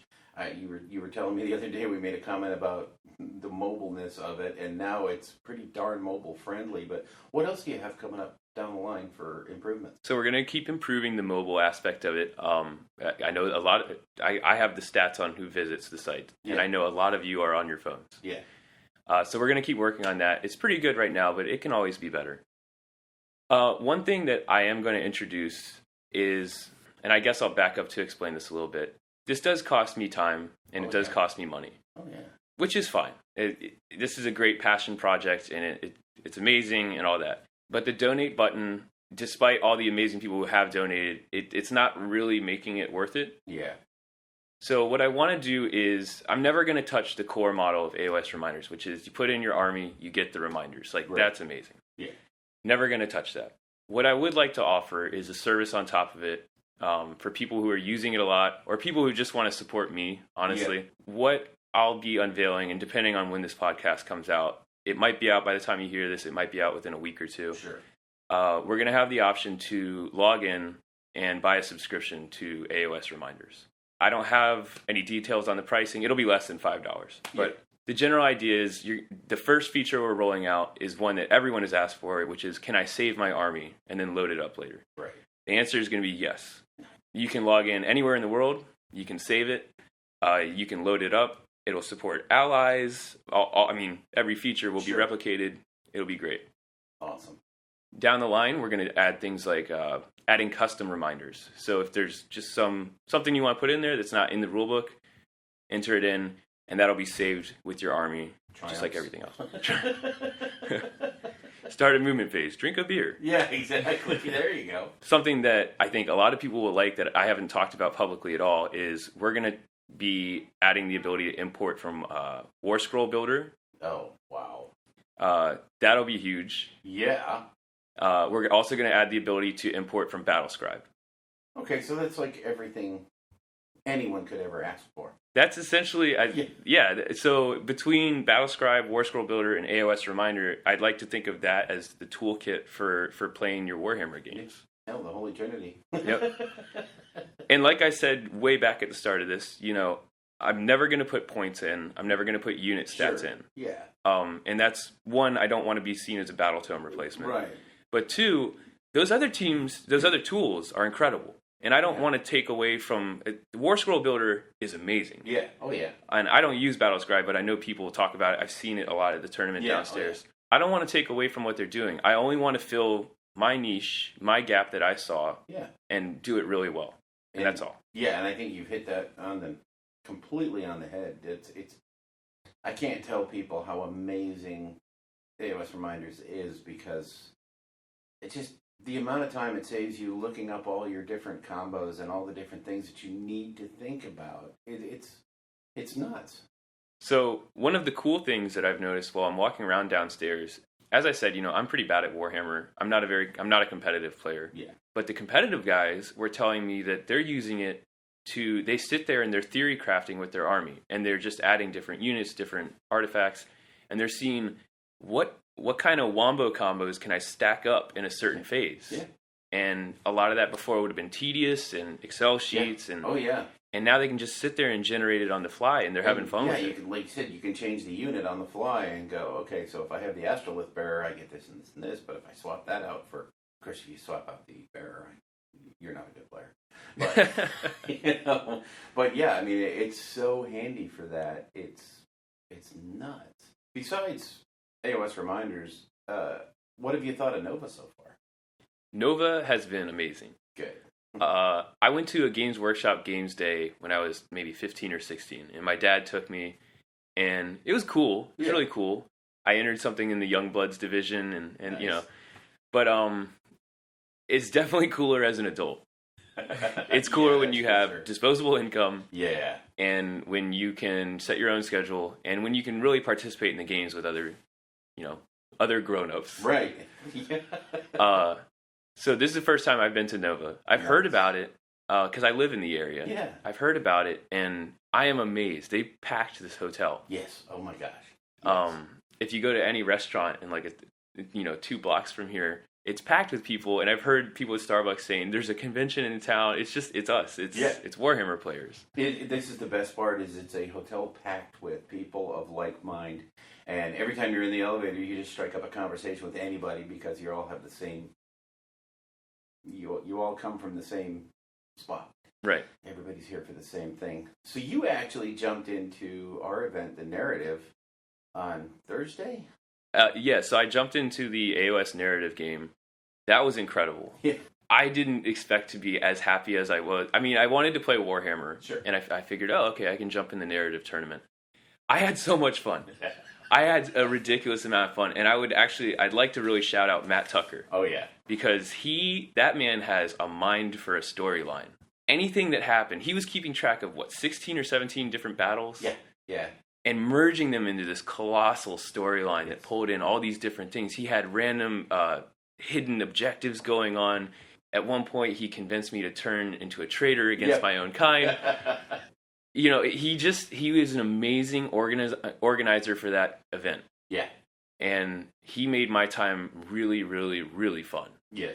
Matt did. I am totally over the moon with the job he did at this. It was incredible. And the way he, like you said, he crafted the storyline as it went. And as he was getting each battle report from each table, he was weaving that into the grand story. And I was like, I can't remember details from, 5 minutes ago. And here he's crafting stuff that happened 2 days ago on, Wednesday night into the finale. And I'm like, my God, you're amazing.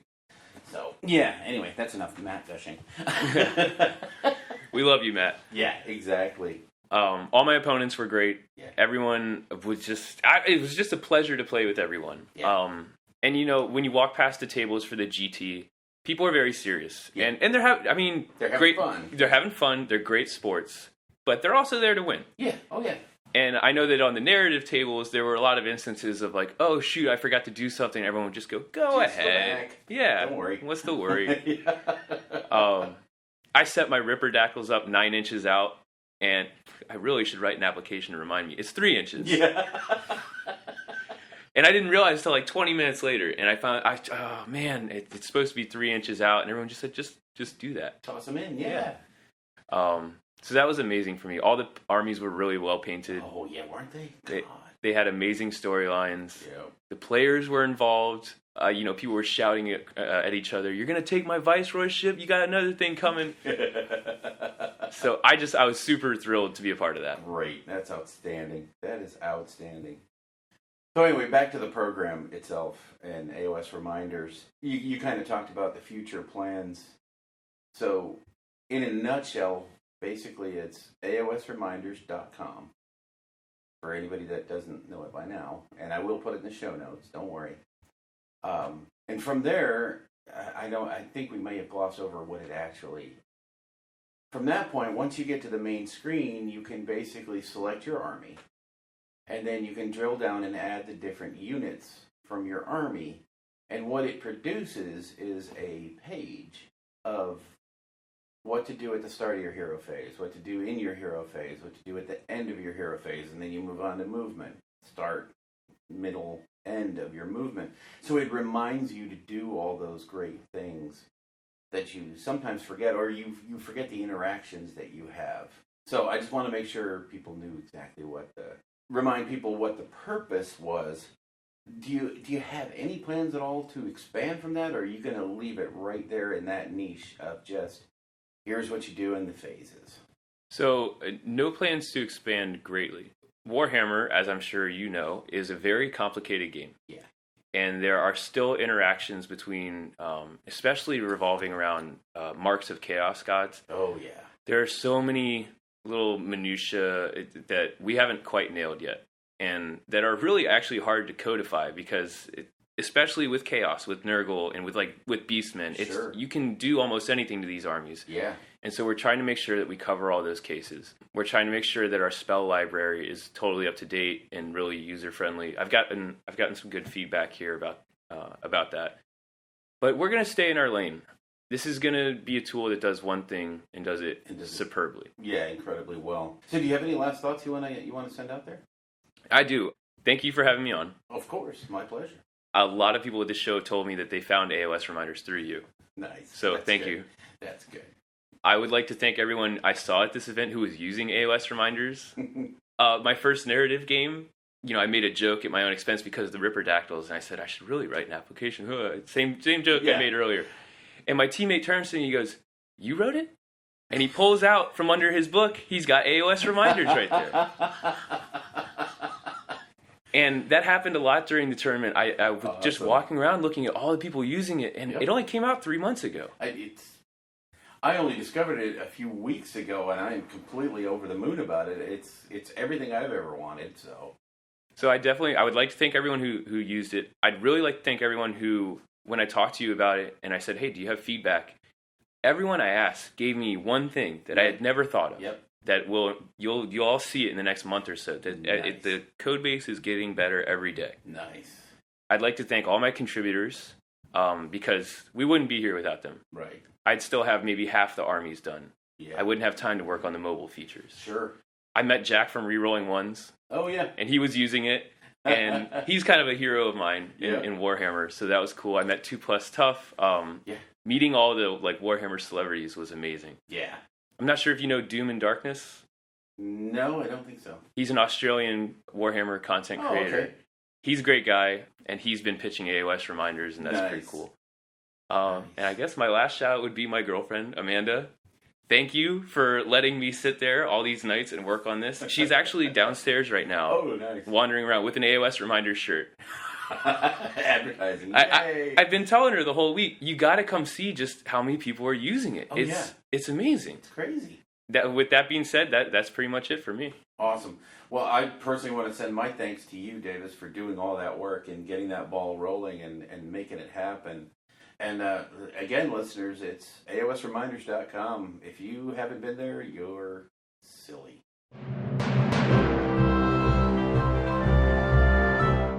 So I'm here with the actual brains and brawn behind the AOS GT here at Nova, Matt Hayward. I know everybody says Chuck runs the thing, but, let's be honest here. Matt runs the damn GT. Behind every good man, there's a good woman. I wasn't going to go there, but, it's a good metaphor.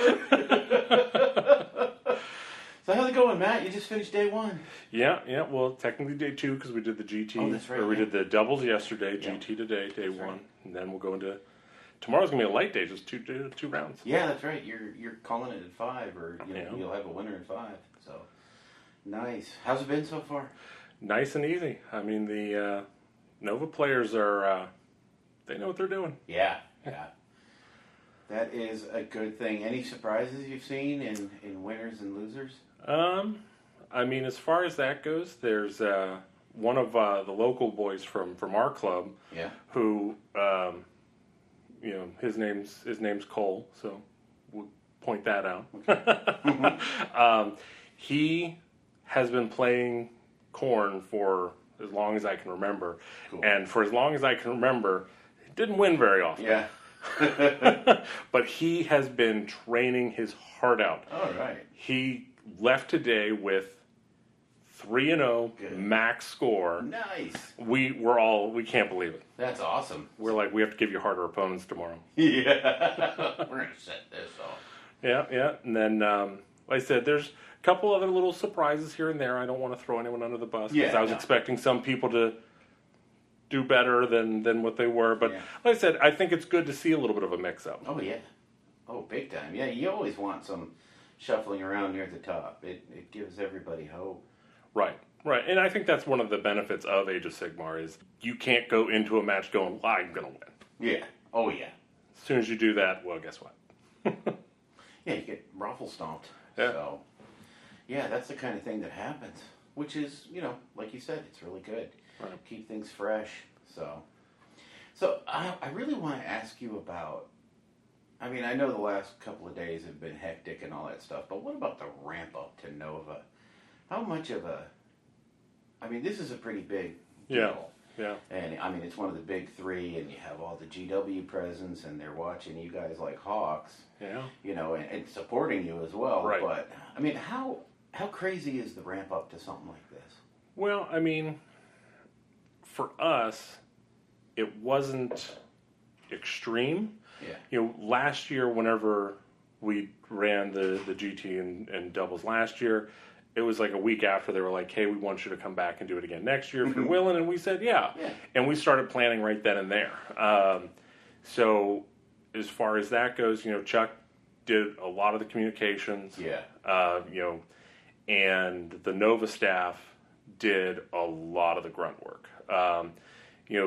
Chuck and I worked on some of the newer pieces of terrain this year.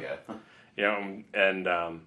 But all of the previous stuff, was all made by the Nova team, and we couldn't have, there's no way we could have done, the amount of tables that we did, Yeah. just the two of us. Yeah, I can imagine. So as far as that goes, we started hitting like March and April, and I'm like, hey, Chuck, I really haven't done anything. I'm like, because last year I did the Nova Champions for the narrative, Right. and I was putting in probably 20 to 30 hours a week on those from February up until, what was it, up till July. Yeah, easily. And so this time I'm like, I'm not doing anything. Yeah. So he was like, well, how about we put you in the terrain position, figure out what needs to go on. So I coordinate with the normal people and Aaron and such like that. And Chuck said, I have a packet here that kind of has what I have in mind. And I saw these, the columns, and I was like, I can do that. That's, I don't have that much experience doing actual terrain building. Sure. But, if we're doing it now, we shouldn't have a problem with it. Yeah. So we did that in kind of small steps. I did kind of most of the beginning work. Yeah. Chuck and another friend of ours, Sean, from Brush for Hire, came out. And we did a build day one day where we just got all the different pieces that I put together, got them all together. I had to leave unexpectedly. Oh, no. I work as the on-call guy for my local GW store. Oh, okay, yeah. And he actually called me in, like, for the first time of the year. He's like, I need you to work right now. I'm like, well, it's not the best of time. But when you're the on-call guy, you have to be on-call. So I went out, and then they sprayed while they did the priming. Yeah. And that was all that was left. However, whenever I came home, I had bought 5 cans of primer. Or I think Chuck actually bought it, but tit for tat. It was there. So they went through all those cans. Then they went into my GW. Anything that was gray from GW they used. I had some other cans of reserve. They used all that. And so then, whenever I looked at it, all of the foam was still largely pink and green, and some of the aerosol had even eaten away at the foam. Oh, yeah, it does that. And I was like, okay, because I just recently tried to do another display board, and I fell for it. I basically chased the rabbit. I think I put like 6 or 7 cans into like a 2x2 foam piece of, and I was like, okay, not doing that. So I wasn't worried about the erosion. The erosion actually made it look 10 times better. I think sometimes it does, yeah. It looks so much more like stone. Yeah. So I went online, found a couple YouTube videos, and found that if you take Mod Podge and add some black paint into it, you get a great cover. Yeah. So I did that. I basically did all 96 in that, and then primed again. And it was just 1 coat of primer. Nice. This is all that was needed. Nice. And then after that, I did everything in a lighter gray, and then I did them all again just on the sharp edges in a white. Sure, yeah. I couldn't be happier with them. Good. If I wasn't sick of doing them, I'd probably make some for myself. Yeah, I hear you. But about this time, you're probably sick of terrain. I could do a little more. Yeah. No, for me. Yeah, for me at this point. But now, honestly, what's funny is we were waiting because GW said we're going to send you some terrain to help. Right. And, Chuck had a big list. And I don't know if they sent all of it, but they sent about 20 pounds of Azurite ruins. Oh, yeah. Which I'm sure if anyone follows Chuck on Twitter, they saw the whole thing. So he's sitting there going, this is no problem. I'm just glad I'm not dealing with those columns. And I'm sitting here going, these columns are no problem. I'm just glad I'm not dealing with those ruins. I love it. But yeah, like I said, as far as the pack goes, that was a pretty easy thing as well because we do want to try and keep something a little bit more balanced and something that people can actually practice. Yeah. So we just waited for the General's Handbook to come out, and we kind of looked and selected which ones we liked. Cool. Chuck did the initial selections, and I was like, yeah, I like that a lot. Mm-hmm. And then I apologize to everyone that was in the doubles. I really wanted relocating orb. Uh-oh. Yeah. And so it showed up in the last round there. In the last round of all? Oh, Yeah, man. yeah. Hey, we said friendly and easygoing. If you went into it going cutthroat, Yeah. well, here's relocating orb. Here's your hard counter. But yeah, other than that, the painting rubric. Because Oh, that was one of the things we got a little bit of grumble about last time. Yeah, because yeah. it was harsh. It was because, again, we're trying to get GW to have a little more of a presence here because Right. they really like the 40K aspect, and we kind of want some of that on the Yeah, some of that love down here. yeah. Like we'd love to see a table get on the stream. Yeah, oh yeah. But in order to do that, you need good looking armies. Sure. And Nova's always been pretty good, but Yeah. we had the thought that if we ramp up the the rubric, they'll ramp up the paint job. Right. And largely they did. I think the problem was, though, is you were still seeing hard cap of, I think it was 25 or 30, and I think the average score was like 14. Wow. Yeah, okay. And so Chuck and I sat down, and I pulled out my KO, which I kind of feel are some of my best painted models. And I was like, should this receive max points? And he said, yes. So I said, well, how about I come up with a rubric based off of these, Yeah. and maybe something that'll push myself a little bit. Sure. So I came up with a rubric that was a little less competition painting, Yeah. and something that was going to ask you to do the basics and then reward you for doing a little more. Yeah. And so if you did more in one or two places, then you could get max points. So like say if you, because one of my things is I wanted to look, my models to look like the way they do on the box. Yeah. Not necessarily the paint scheme, Sure. but I don't really like conversions all that much. Okay. And I know a lot of people do, and I've heard some people that don't. And so I didn't want you to go, well, you didn't convert your entire army, so you can't get max points. Yeah, that's harsh. Right. Especially because, like, we're kind of, some people may debate it, but we're in a little bit of a horde meta right now. Little. And not everyone's going to put a bunch of hats on Skaven. Rats and hats. So I tried to do points so, like, if you don't want to do conversions, you don't have to do conversions. But if you convert maybe 2 heroes, Yeah.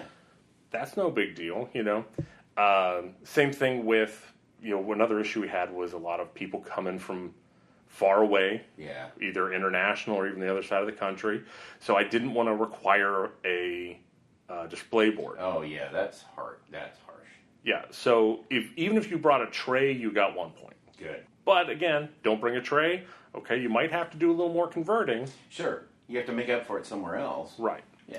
But whenever we looked through that, we saw a lot more. It was basically people who wanted max points got max points. Right. That's cool. And again, we haven't heard full feedback, but a lot of people came up to us and be like, "Oh, this rubric's a lot better." Well, generally, that's a pretty good indication that you hit the right note. Yeah. So, yeah. And now, are you actually having Nova regular paint judging, or are you doing all the paint judging? We're doing all the paint judging. Okay. I think we're going to spruce it up a little bit more whenever it comes to best painted. Yeah. But again, I think that's to be expected. Sure. Oh, yeah. So, any other things about the day's event that? Well, it's. I know it doesn't make good podcasts, but since everyone's so not even well behaved, but everyone's just so here to have such a good time. Yeah. Oh, yeah. And to get along with one another. All the judging, anytime anyone called for a judge, it was hey, we see this upcoming. Mm-hmm. Oh, yeah. How do you think what do you think? And it was so there's no disputes, there's no arguments. It was a lot of, I think the biggest thing we had was for blood tithe points. Oh, there's always, yeah. What do you do with a dwarven grudge thrower? Bolt thrower now it's called. Yeah. Because it was does the bolt thrower count as one and the crew counts as the other? Or how do you want to do it? Because the description says a unit of 3 crew members. Right. That's an interesting question. So again, we did decide to just go. It does say that the bolt thrower consists of the bolt thrower and the unit of 3. So it's Okay, so it's one big unit. You're right. Yeah, I think that's probably right. Yeah. Sounds right. Yeah. And again, like I said, we asked and both players had no problem with it. So, Yeah. That's cool. yeah. It's so nice that you can sit there at an event of this size Yeah. and go, yeah, we fielded a couple of questions. I mean, because in days gone by, that would not have been the case. Oh, yeah. I mean, I think even when you go online, you hear a lot less of the neckbeard jokes than you did 5-10 years ago. Oh, yeah.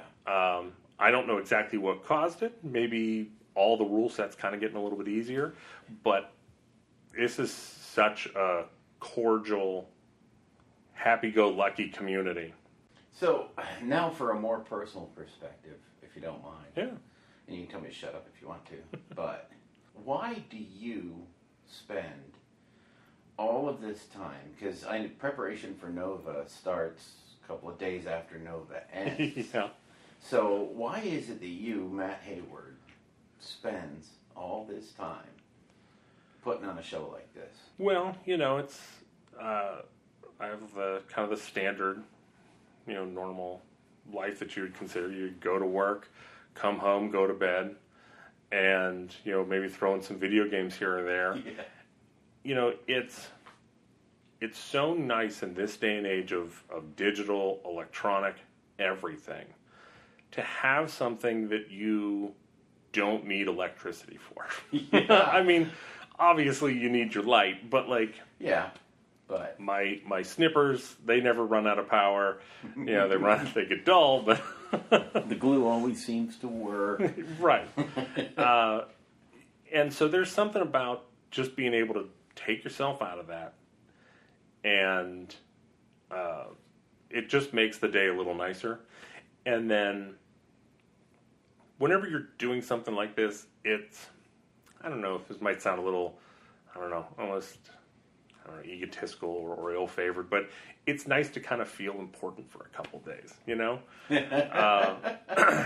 put on the yellow judge's jacket, you have your little Nova Open Leaders ribbon, and people turn to you for questions, and it's fun to actually have answers for a change. I like that. I like that. There's truth to that too, because I know, I signed up to be a lead for the narrative, but it was I came on board very close to the end, but yeah, walking around in that judge's jacket is kind of cool. Yeah, and like I said, what's fun is, again, going back to the community, if someone says, hey, my specific battalion that came out last year, it says this, and it's like, what do you say? They are 100% willing, and you're not damaging your credit by saying, well, let's look to see what the actual text says. Yeah. Because those commas and... the phrasing, and, they've gotten a lot better with it, but Yeah. still there's some that slip through that you're like, why did you write it that way? Right. But, yeah, whenever I look at it, a lot of times, more often than not, I think that while the wording is tricky, again, as someone that wrote all those rules last year for the champions, you have to be tricky. That's true. You have to put the subtleties in, and it's hard to pick them up whenever you're not the person that wrote them. True. I can't tell you how many emails and questions I got, like, why does this hero do this? And I'm like, what are you talking? Oh, yeah, okay. Comma. Let me fix that. So now I think my last and biggest question is, when are we going to see you back in the narrative instead of this damn competitive GT crap? No, when are we going to see you back at, doing stuff for the narrative? Or is that in your future? So as far as that goes, I really like rules writing. Yeah. So if they wanted to go back to Champions, I'd be more than happy. I'd be more than happy to go back and do so. So that's like kind of the biggest issue is, since the GT takes up the full weekend, and I don't want to give that up because I really enjoy doing it. Yeah, I know. Everything that I would have to be doing would have to be beforehand. Yeah, and prep work. And prep work. Yeah. And on top of that, all these other guys live in the Virginia area, and I live in the Pittsburgh area. That's So true. it's like, Yeah. so whenever, Tucker whenever Matt and Aaron decide to make another wall, Yeah. as much as I love them, I'm not driving 8 hours to help them build a wall whenever they've done an amazing job twice. Yeah, I agree. That's they definitely handled that. That was pretty amazing. So, all right. So, you got anything else you want to toss in there about the GT or life in general or AOS in general? Anything? No, I think really as far as that goes, if you have any interest in AOS, if you ever feel like you are tired of playing the same people or you can't find people to play, come to Nova. Yeah. Join the GT, join the doubles. There's RTT, the small 1 day tournament on Thursdays. Yeah. It is not this cutthroat, deviant. Yeah. Like, you can go round one against your opponent, and if he looks like he knows what he's doing, you can go, hey, I've been practicing, but I'm still new. Yeah. They're going to take it easy on you. Yeah. And that's, maybe I shouldn't go that far and guarantee that. Well, but I mean, it's still by and large. I mean, I've heard more stories today about people that were trying to make sure other people had good games, even though these guys are destined for the top. Well, here I'll give you a quick story, real quick. Okay. I'm sure we're at near time, but so last year I was the ringer for the doubles and GT. Oh yeah. And I brought some orcs, iron jaws that I had specially painted up for Nova, and their brightest of orange armor. and so the first game I had to ring. I apologize if he's listening. I don't remember his last name. His name's Scott. He's a big guy in the community. He's from the West Coast. Scott Reed. Yes. Yes. Yes, Scott Reed. He played with me, and so here I am. I'm trying to be the ringer, do inefficient moves, not worry about this, not worry. And he's sitting there, oh, don't forget to do this, don't forget to do that. That's so Scott Reed. Yeah. He's trying to help you get better. You should save the command points and wah twice next turn. And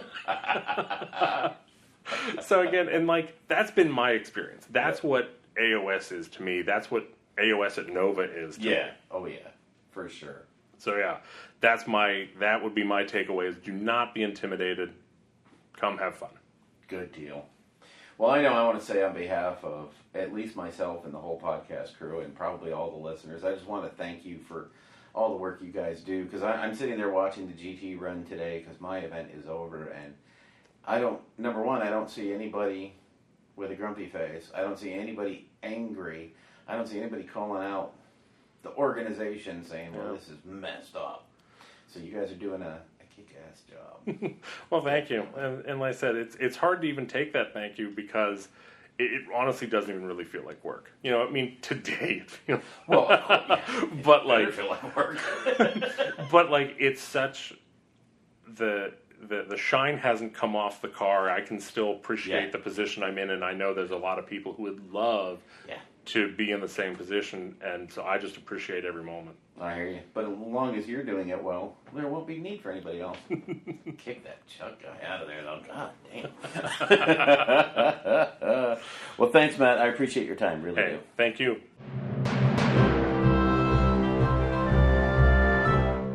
Okay, so now I am sitting here with Matt Tucker, who was the brains and the brawn and everything behind the AOS narrative event.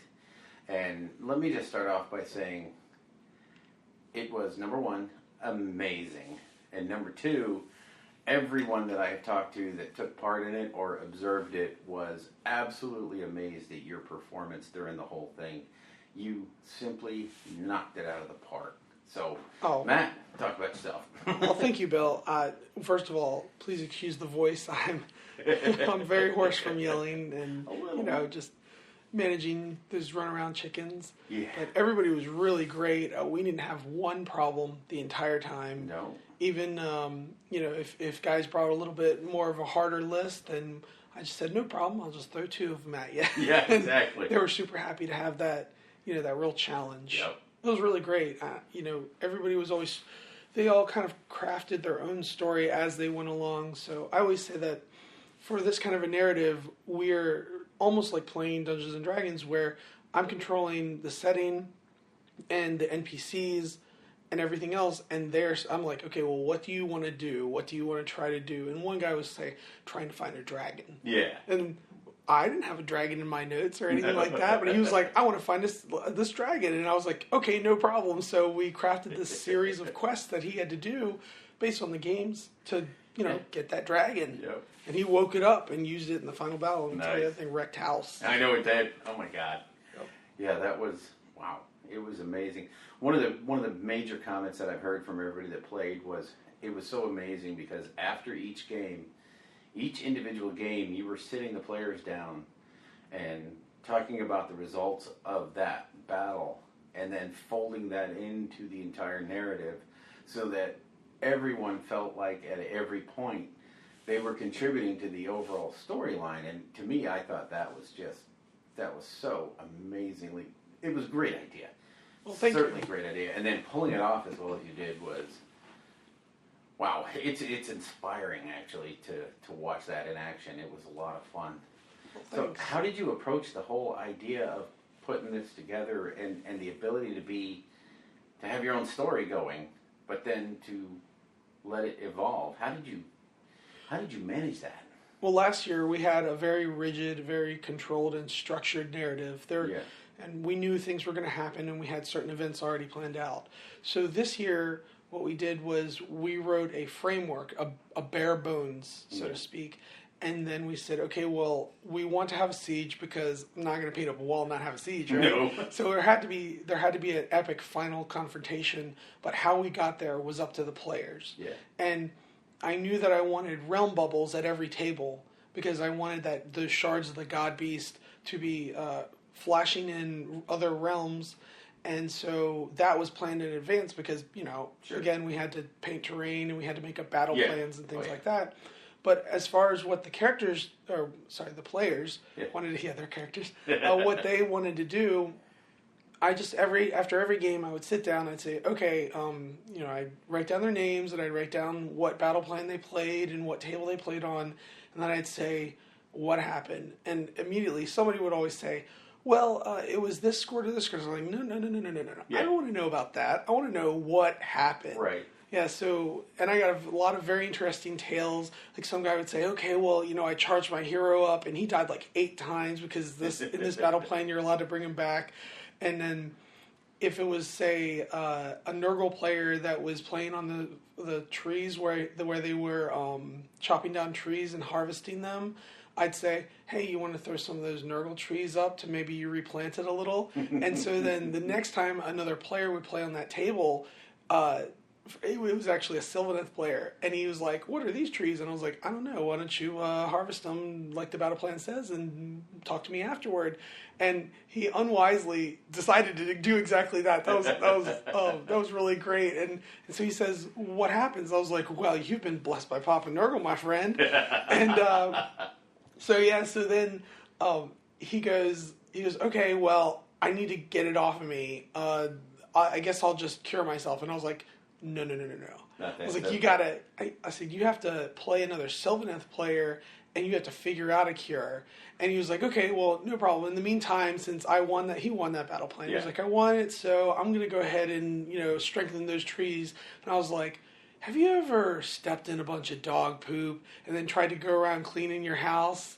And he looked at me and I was like, yeah, that's what's happening right now. Like, he was trying to rebuild this forest, in Ilariel's name, but it had touches of Nurgle all over it. It was great. So then, what he figured out was that he needed another Sylvaneth player to watch him while he burned his entire force to the ground. Yeah. Because that's the only way to get rid of it, and use the seeds of rebirth to regrow his army.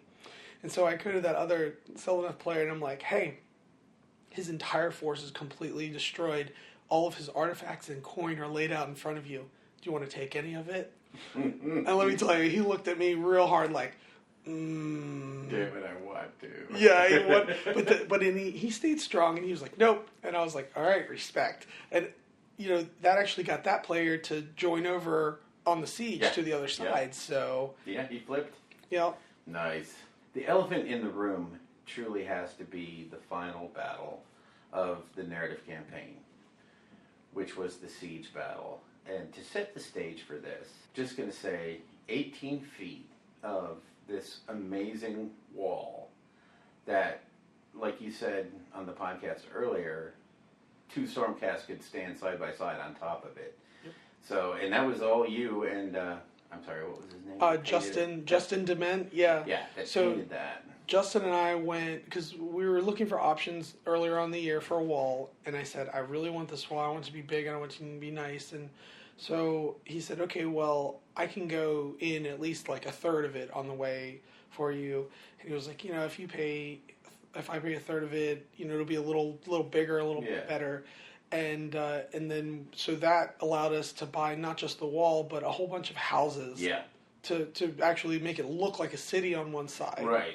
And the houses were amazing as well.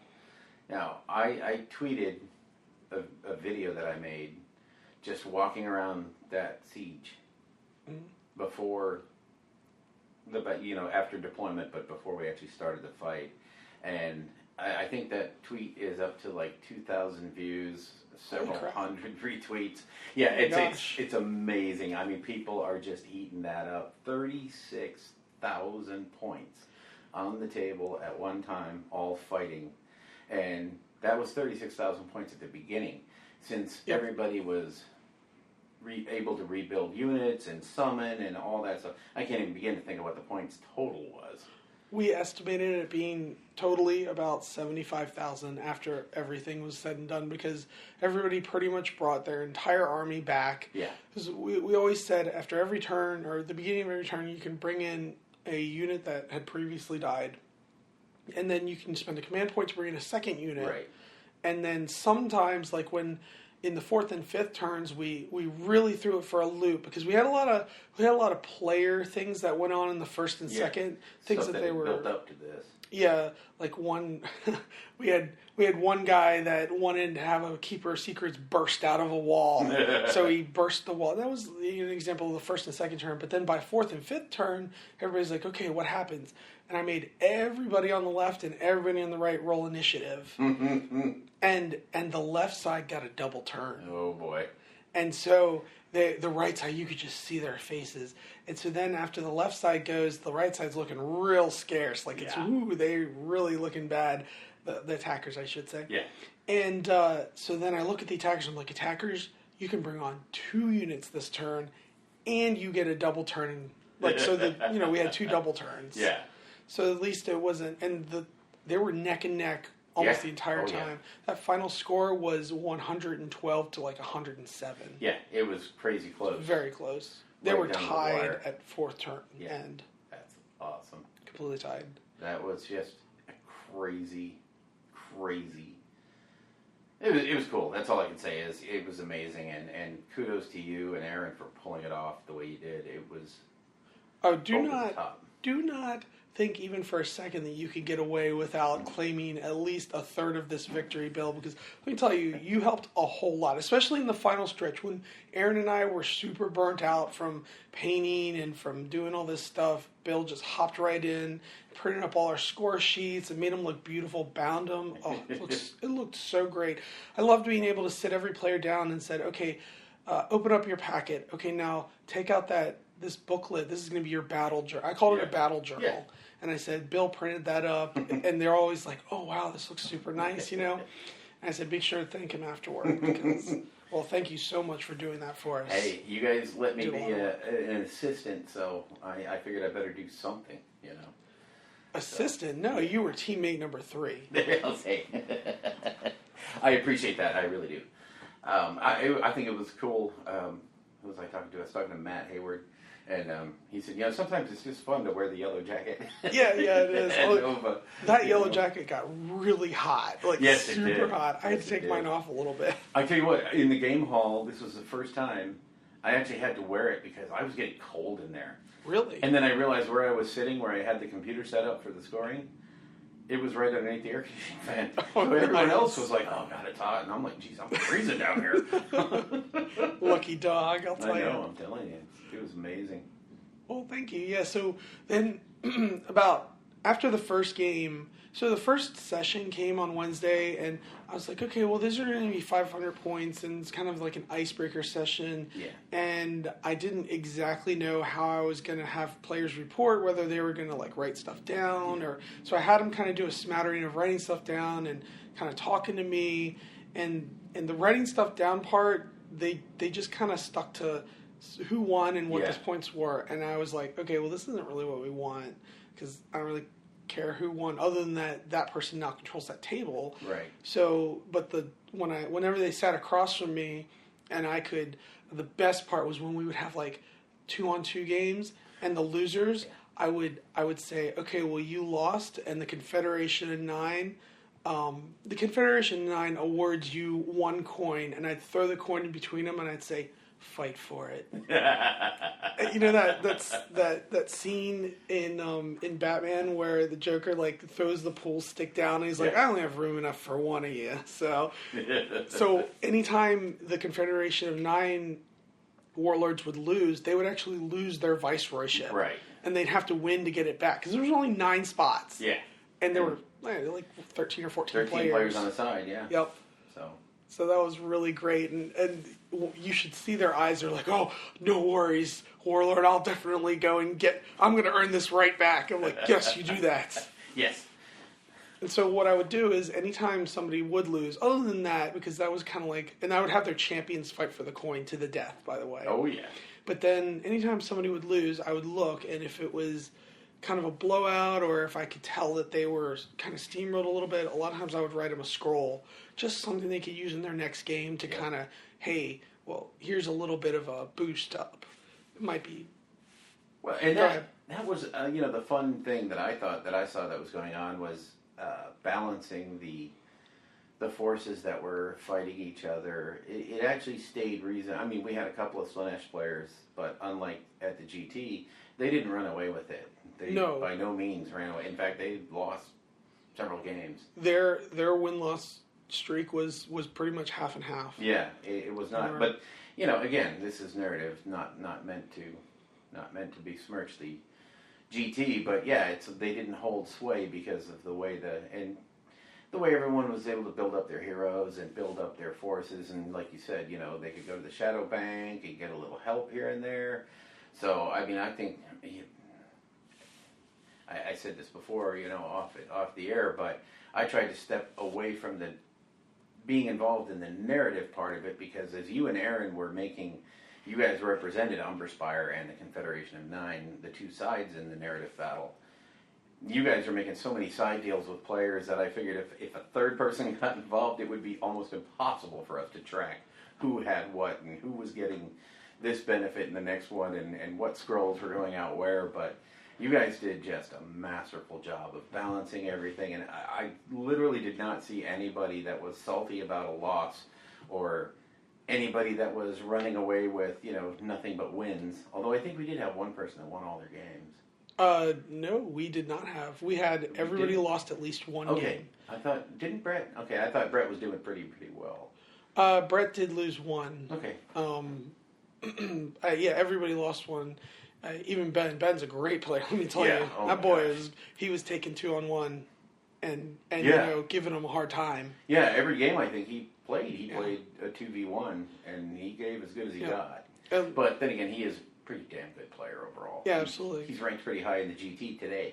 So. Oh yeah, I bet. So I want to talk about one other thing. Oh sure, man, this was so great. We had this guy, and he brought an orc army, and he decided that he wanted his special hero to be a shaman. And he decided that he wanted him to be a mob boss. So some player in the very beginning of the thing said, oh, so you're like the Wogfather. And he goes, I'm the Wogfather. And somebody had come out and put these little pink flamingos on all our tables. I don't know who that was. Well, we just folded it right into the storyline. Yeah. They were like, found a pink flamingo on the table. What is that? And I was like, come speak to me after the battle. Yeah. And so he got a hold of one of these. And so he was like, this is my pink flamingo. His name is Fluffy. Don't wiggle your fingers or he thinks it's a worm and he'll attack it. You'll lose a finger that way. And he holds up a hand that has like 2 missing fingers on it. That was great.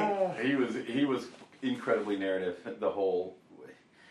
I mean, I think he co-opted everybody in the game into his little wog, which Yeah. is pretty darn cool. So what this guy did was he brought these pins that had, like, we want you, like the Uncle Sam Yeah, kind the of. Uncle Sam But it's an orc says we want you for the biggest wah, and yeah. So he anytime anybody wanted his help, Yeah. which a lot of people did because he had some coin. Yes. He would say Yeah. and he'd hold Pick up a button. Yep, and he gave out all the buttons. So anyway, the guy in question is Mike Allen, and he came up to me after one of the games, and he was freaking out because he got Carl Tuttle to take one of his pins.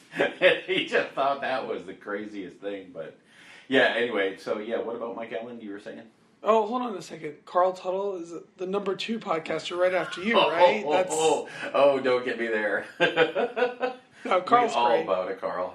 He's a great guy. He is. I ran into him in the escalator. Yeah. It was awesome. But he didn't play in our siege like you did, Bill. That's true. See, I got that on him. Yep, definitely did. Yeah, I'll tell you. So, yeah, Mike is a great guy. And I'm sorry, I should say the Wog Father. And one of the other players who was a Deepkin that was looking for a particularly powerful soul found out that the Wog Father had a really powerful soul that could sustain him for 100 years. So he could build an actual base in Dawnland.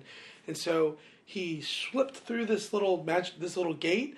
It was like a realm gate, and just cut off the Wog Father's head and took his soul. Oh no! And so when he did that, and when I announced it, Mike, his face dropped for like half a second, and then he goes, "You're gonna hear some voices coming from that stone. What got my soul?" So he's talking about like corrupting these Ideneth Deepkin. And I love how he's already got next year's narrative army planned based on what happened this year. I know, Like, right? God dang, Mike. So on Friday night at 2:00 in the morning, when we're like cleaning up, players are coming to me and they're like, "Oh, for next year, I want to do this and this and this," Oh, and yeah. I'm just like burnt out. Oh, I'm yeah. just destroyed. I know. I was like, "Yeah, man, yeah, sounds good." And my voice was all hoarse. And Oh, it's been a nightmare these last couple of days. There's no voice left, you know. the voice is a nightmare. I tell you, the spirit is willing, but the flesh is weak. Exactly. I think I might just become an Iron Hands player. Yeah, I exactly. need to replace this. I know exactly how you feel. Yep. So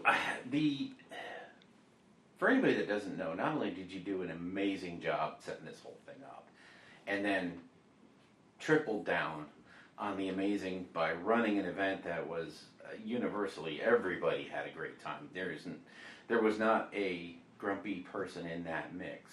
Thank you, Bill. And meanwhile, you're doing all this prep, you're doing all this stuff, and oh, by the way, you sold your house, packed up your stuff, are moving your house. Oh, and in the middle of that, you drove from this area, which is the Washington, Alexandria area. You drove all the way out to New Mexico to visit your in-laws, play a game with me, and then, fly back to do more terrain and all that stuff. How in the hell did you do it? It was, let me tell you, it was rough. I'm really happy that I did get out there because me too. New Mexico was not a barren wasteland as you so described in the beginning. It was actually very beautiful. Yeah, I like it. New Mexico is not quite the desolate wasteland that you made it out to be, Bill. It's actually come on. extremely beautiful. It was very beautiful. We were in the Tajaras Mountains and then Yeah. came down to see you in Albuquerque. Or no, Rio Rancho. Rio Rancho, Yeah, yeah. Rio Rancho. Yeah. And we just had a great time. And then in April, my wife she said, "Oh, let's start to sell our house." And I was like, no, I have a Nova open for this, blah, blah. And she goes, "Hey, when are you not going to have Nova Yeah, open exactly. sell?" It's not like planning doesn't go all year. Yeah, and I said, "Oh, no, okay, yeah, oh, you're right, we'll start." And I thought it was going to be just like an April, May, June thing, and it ended up being like we're going to move in September 27th kind of thing. And that's a bad day. yeah, so like 95% of everything that I have is at the Wogfather's house in his basement. Oh, boy. And I can't wait to get it back. Yeah, I hear you. So now we have the benefit of being joined by the brains behind the Nova AOS stuff. And he's looking at me like you're an asshole. Aaron Bostian, how you doing, sir? I'm doing well. Thank you for joining us here in beautiful Crystal City, Virginia. I do love it here. I actually, I'm not looking forward to going back to New Mexico just because my skin is finally starting to lose that leathery feel. So, and I'm gonna go all back. that humidity here is just like a skin lotion, isn't it? Yeah, it is. And my wife is like, you come back and you're going to feel your skin crack. I'm like, yes, dear, I know. Yeah. I hate it here. So I loved it there. We've been having, the temperature's been good. We've been in like the low 80s, but humidity's still been in the 90s. So Actually, yeah, it's been humid, but it hasn't been oppressive. Right, So yeah. it was nicer this year than last year, I think. So Aaron, talk to me about Nova. Was it fun? yeah, Nova's a blast as usual. It's amazing how it keeps growing each year. This is the 10th year. I've been involved for 5 years now, so this is my fifth year. I remember. It started as like a barbecue in a park. Yeah. And then when I got involved 5 years ago, I volunteered to go pick up the moving truck, and we had one big rider truck, and we took it to the storage unit, picked up all the terrain for 40K. At that point, we were using the Warhammer Fantasy terrain for AOS. This was 2015, and it all fit in one big truck. This year, I don't know how many trucks they used, but it was a lot more than one. They probably used a moving company. Yes, yeah, they did. I think about 2 years ago they started doing having the movers move in. When you look at, there's 3 floors of this hotel that are completely annihilated with either gaming space or teaching space or vendor space. I can't even begin to think of the logistics involved in doing something like this. Well, and I remember 2 years ago there was like a knitting convention in here, and then this year, we've used last year we filled up the space. Yeah. And this year, the Nova staff did a really good job at maximizing the table space, so we had the minimum amount of just empty tables. And AOS, we had games that started Wednesday night. We had people playing on tables all the way through till 2 o'clock in the morning every night, and GT and everything. Yeah. And shifting tables around, switching things. Last night we finished off our first inaugural Warcry event, and we got the tables flipped around and put back together for the Kids Hammer event in the morning and everything. So it's been great. But yeah, and it amazes me too that like those ops guys that you see running around with the orange vests pushing crates around and everything, those guys are all volunteers. Yeah. The only people that get paid around Nova are like the people that we hired, the movers, because I did that as a volunteer, and guess what? I will pay money out of my pocket to have somebody else do that. I'm getting too old for that. I hear you. Me too. Yeah. Yeah, I just loaded my truck. I brought a fraction of the terrain compared to Tucker, but I just got all my terrain loaded in the back of my pickup truck to take back down, because all of the terrain that we used in the narrative this year, like last year, was all scratch belt stuff that we did ourselves. That you guys made. That the team did. Yep. And I actually had my wife and the Wogfather and my daughter Evelyn to help us carry it all in, and it still took 2 trips. Oh, easy, yeah. Yeah.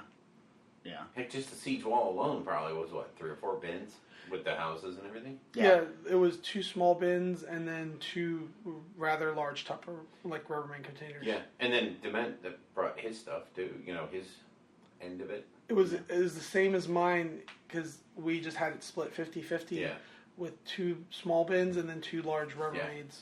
Yeah, and after looking what Justin and Tucker did this year, I'm like, I could just throw mine in the dumpster. No, not at all. No. We made a lot of really good tables with your stuff. Yeah. And a lot of it still is really great. Really. Who made the butthole table?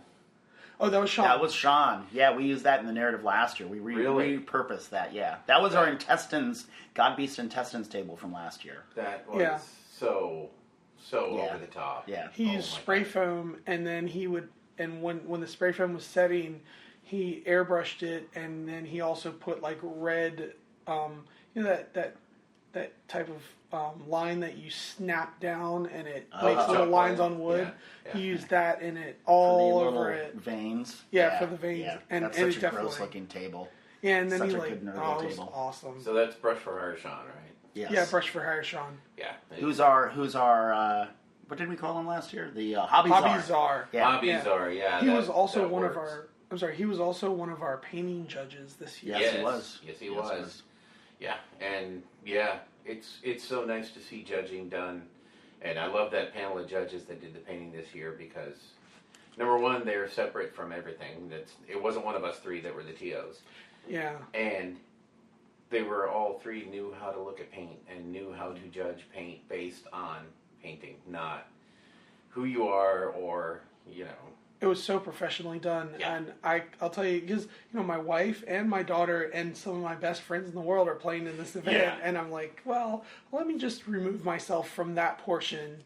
So I tried to be as removed as possible from any type of prize or prize support or anything like that. If I can say anything about my involvement, I was able to be completely detached and do the scoring and all that stuff and not have to worry about pissing off any of my close friends. Nurgle, bless your heart, Bill. Yeah. Oh, I think he has. Look at my sores. And let me tell you, when I was out in New Mexico, I loved it. I hardly got sweaty, and it was beautiful out there. I could work out and not have to worry about it. Here is just, Well, the danger in New Mexico is you sweat just the same as you do out here, except it evaporates really quick, and you can get seriously dehydrated so fast. Especially if you have a beer. Having a beer and doing yard work outside is a recipe for disaster. Yeah. Yeah. So, anyway, Aaron, what are your overall thoughts of how the narrative event went? Matt and I have covered a lot of the details and all that stuff. No, I think we've really hit our stride with what we were aiming at. When I did the first one in 2016, I was like just living in a vacuum. I mean, I started playing the narrative, the first one, the 2016. I jokingly called it Grand Narrative because I wanted to be like the narrative equivalent of a grand tournament. Yeah. And my whole idea was like, hey, let's do like 4 days of narrative gaming and have them all chained together and have people just come in and get involved. So at that time, I was looking at like what Stephen Herner was doing with Holy Wars, and I hadn't even heard about Ming and Steve and those guys doing the raw guys, huh? So I was kind of like working out of a vacuum and just trying to create a fun experience. My premise was I wanted to create kind of the same experience that you'd have at your gaming store, except you don't have to go home when they close. Yeah. And just be there like all weekend, just playing games and hanging out. And I added some things that I thought would be cool or whatever, because at that point, like, AOS was wide open. Of course, GHB came out early in the summer, and that attracted some attention back to the game, too. But I got 3 players to sign up for the Overlord docket, and I basically had borrowed a lot of things from the 40K narrative at Nova. So those 3 guys were like the guys that were committed to the whole week. And then we had like lieutenants that were players that were playing like in the GT, but then in the evenings would play games with the narrative folks. Nice. And I remember my world building session. I showed up with I had a pyramid that was like 3 feet tall. I had built and a big whiteboard, and we just did some world building. And Tucker was there with his wife all week, and was really excited about it. And soon after that was talking about like what he could do to get involved next year. Yeah, so it was funny because I read the primer. They always say never read the primer. Nobody reads the primer. Well, I read the primer. And the primer, it said an obscure province of Olgu called the Dawnlands. Yeah. Well, you'll notice in this year's primer, it says a well-known province in Olgu. Because, that brings up something that I want to throw out there also. Is I got to throw mad props, not just to you, Matt, but to the Tucker family, because your wife and your daughter played in the event, and God knows how many games, but both your wife and your daughter got favorite opponent votes, and so on and so on, so they were really into it too, and I mean, that was pretty damned amazing. And your daughter's only what? She's 12, she'll be 13 tomorrow, but she was... What? Yeah, so what she would do... Oh, man. Well, so what she would do is she would play her game, and then she'd look at me and say, I need to stay down here. I need to play another game. Yeah. And I'm like, we have to go and get something to eat, honey. No, I'm playing another game. She wants to play another game. She's like, can you just bring me something? Bring me something. Yeah. And then she would go up to another one of the players, and she'd say, oh, I haven't played you yet. Come on, let's go play a game. And they'd say, okay, sounds good. Oh, and then Friday afternoon we ran 2 rounds of Warcry Hunger Games. and she was in both of those, and she was on top of stuff. I mean, she was like I think she won the first game, and then the second game she did. One of the 3 players, and the other 2 players are like, hey, we got to team up and take her out. Oh, wow.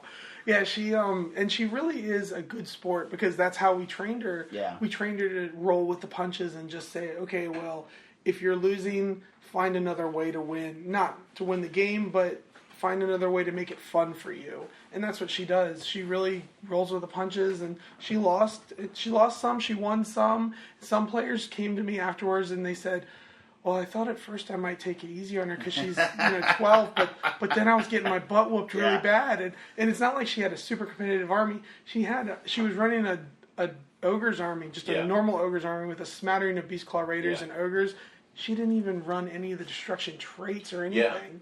None of the faction bonuses or anything. I made sure that she knew her artifact and she knew her command trait and what she could do with it. But other than that, she was just making plans and she grows her own heroes, so she knows what that does. Yeah, she's a smart kid and creative too. Yeah. Well, thank you. Yeah. You should be proud. What I thought was amazing also, and I got to see this from scoring all the stuff, there wasn't a single person in this 31 person list that didn't get at least a vote for best favorite opponent, second favorite opponent, or, best in faction, MVP for my faction. So, I mean, everybody was playing the way you really want to see narrative players play. And I know there was a little bit of trepidation going into this that some of the people might have joined to have a warm-up for the GT because, the timing of this, for the listeners that don't know, the narrative event was Wednesday night, Thursday, and Friday, so that we could be cleared out to make room for the GT on Saturday and Sunday. And there was some trepidation about whether or not some of the GT players might have joined just to get some warm-up games. And I didn't see any of that. No, not at all. In fact, we had, I like to say that our biggest accomplishment over the last 2 years is a player, Emma Mangles. Oh, yeah. So Emma's a really great tournament player who has turned into one of just the best narrative players we have. She has just rocked everything as far as being a great sport and just, she brings her army and then if she loses, it is what it is. And during the siege, I remember she comes to me and says, "Hey, can my elephants blow up?" She brought mammoths. And she was like, "Can my mammoths blow up?" Because we let her mount some cannons on the back of them. And I said, "Why, yes, they can." And like the second turn, they blew up and took out like a third of her force. I couldn't. So 5 mammoths blew up all over the place. There were mammoth guts everywhere. Yeah, it was. You couldn't swing a dead cat without hitting mammoth guts. So. Yeah. Or what did I tell? I told Paul Brassard that you couldn't swing a dead keeper's secrets without hitting mammoth guts. That man. So, yeah. I'll tell you, I had to tell Paul to keep his tongue in his mouth more than one time during the game. He's a Slaneshi player. He's all in fun. Yes, he is. And just so you know, Emma, who you say is a pretty good player, she's in the top 15 of the GT. So. Oh my gosh! So I wasn't lying. Like really good. She's definitely doing it. So awesome. Dan was. I was really impressed by Dan too because he's a top player. He's playing in the GT this weekend too. But he was a really good sport, especially when we said, "Hey, Dan, do you want to play an asymmetrical game against 2 players?" And he's like, "Sure, I'll go get more of my army." No. You play with 1,500 points against 2 players with 1,500 points each. Yeah. And he said, "Don't expect me to win." And we said, We don't. But we do your best. We want to see you try. And just so you know, the guy we're talking about is Dan Caravan. Yeah, and he is currently number 6 in the GT. Yeah. Oh, and nice. He's not playing Slanesh, so he's doing pretty darn well. He's well. playing like Nurgle and Skaven, like Nurgle with a little he's got a contingent. he calls him Magakin and Nurgle, but he's got a lot of good Slanesh. Yeah, and the rat people. He did that. The story I have about Dan is we walked into a Warhammer store in Manhattan when my wife and I were up there for vacation like two summers ago. And I had never been in a GW store before, so it was like down the street from our hotel, and I'm like, "Hey, sweetie, let's just stop in for a minute." And we walk in, and there's some guys playing some games, and this guy was there, and he started talking to both my wife and I, and made her feel really at home, and she was talking about how she plays a little bit, and he's like, "Oh, what do you play? What do you want to play?" And she was talking about how she was getting into Zinch and stuff, and then turns out it's Dan's this guy that wins a lot of games, but just the nicest guy, and that's the big thing about the community and tabletop gaming. It's such a, I think there's a passion for it because it feels authentic. It really connects people together in some very real ways that a lot of electronic media just doesn't capture. No. And when people are inviting, I mean, yesterday I had 2 guys that were helping me with the Warcry event, and really they were just doing demo games and helping, because we had people that came up and said, "Hey, I want to play Warcry.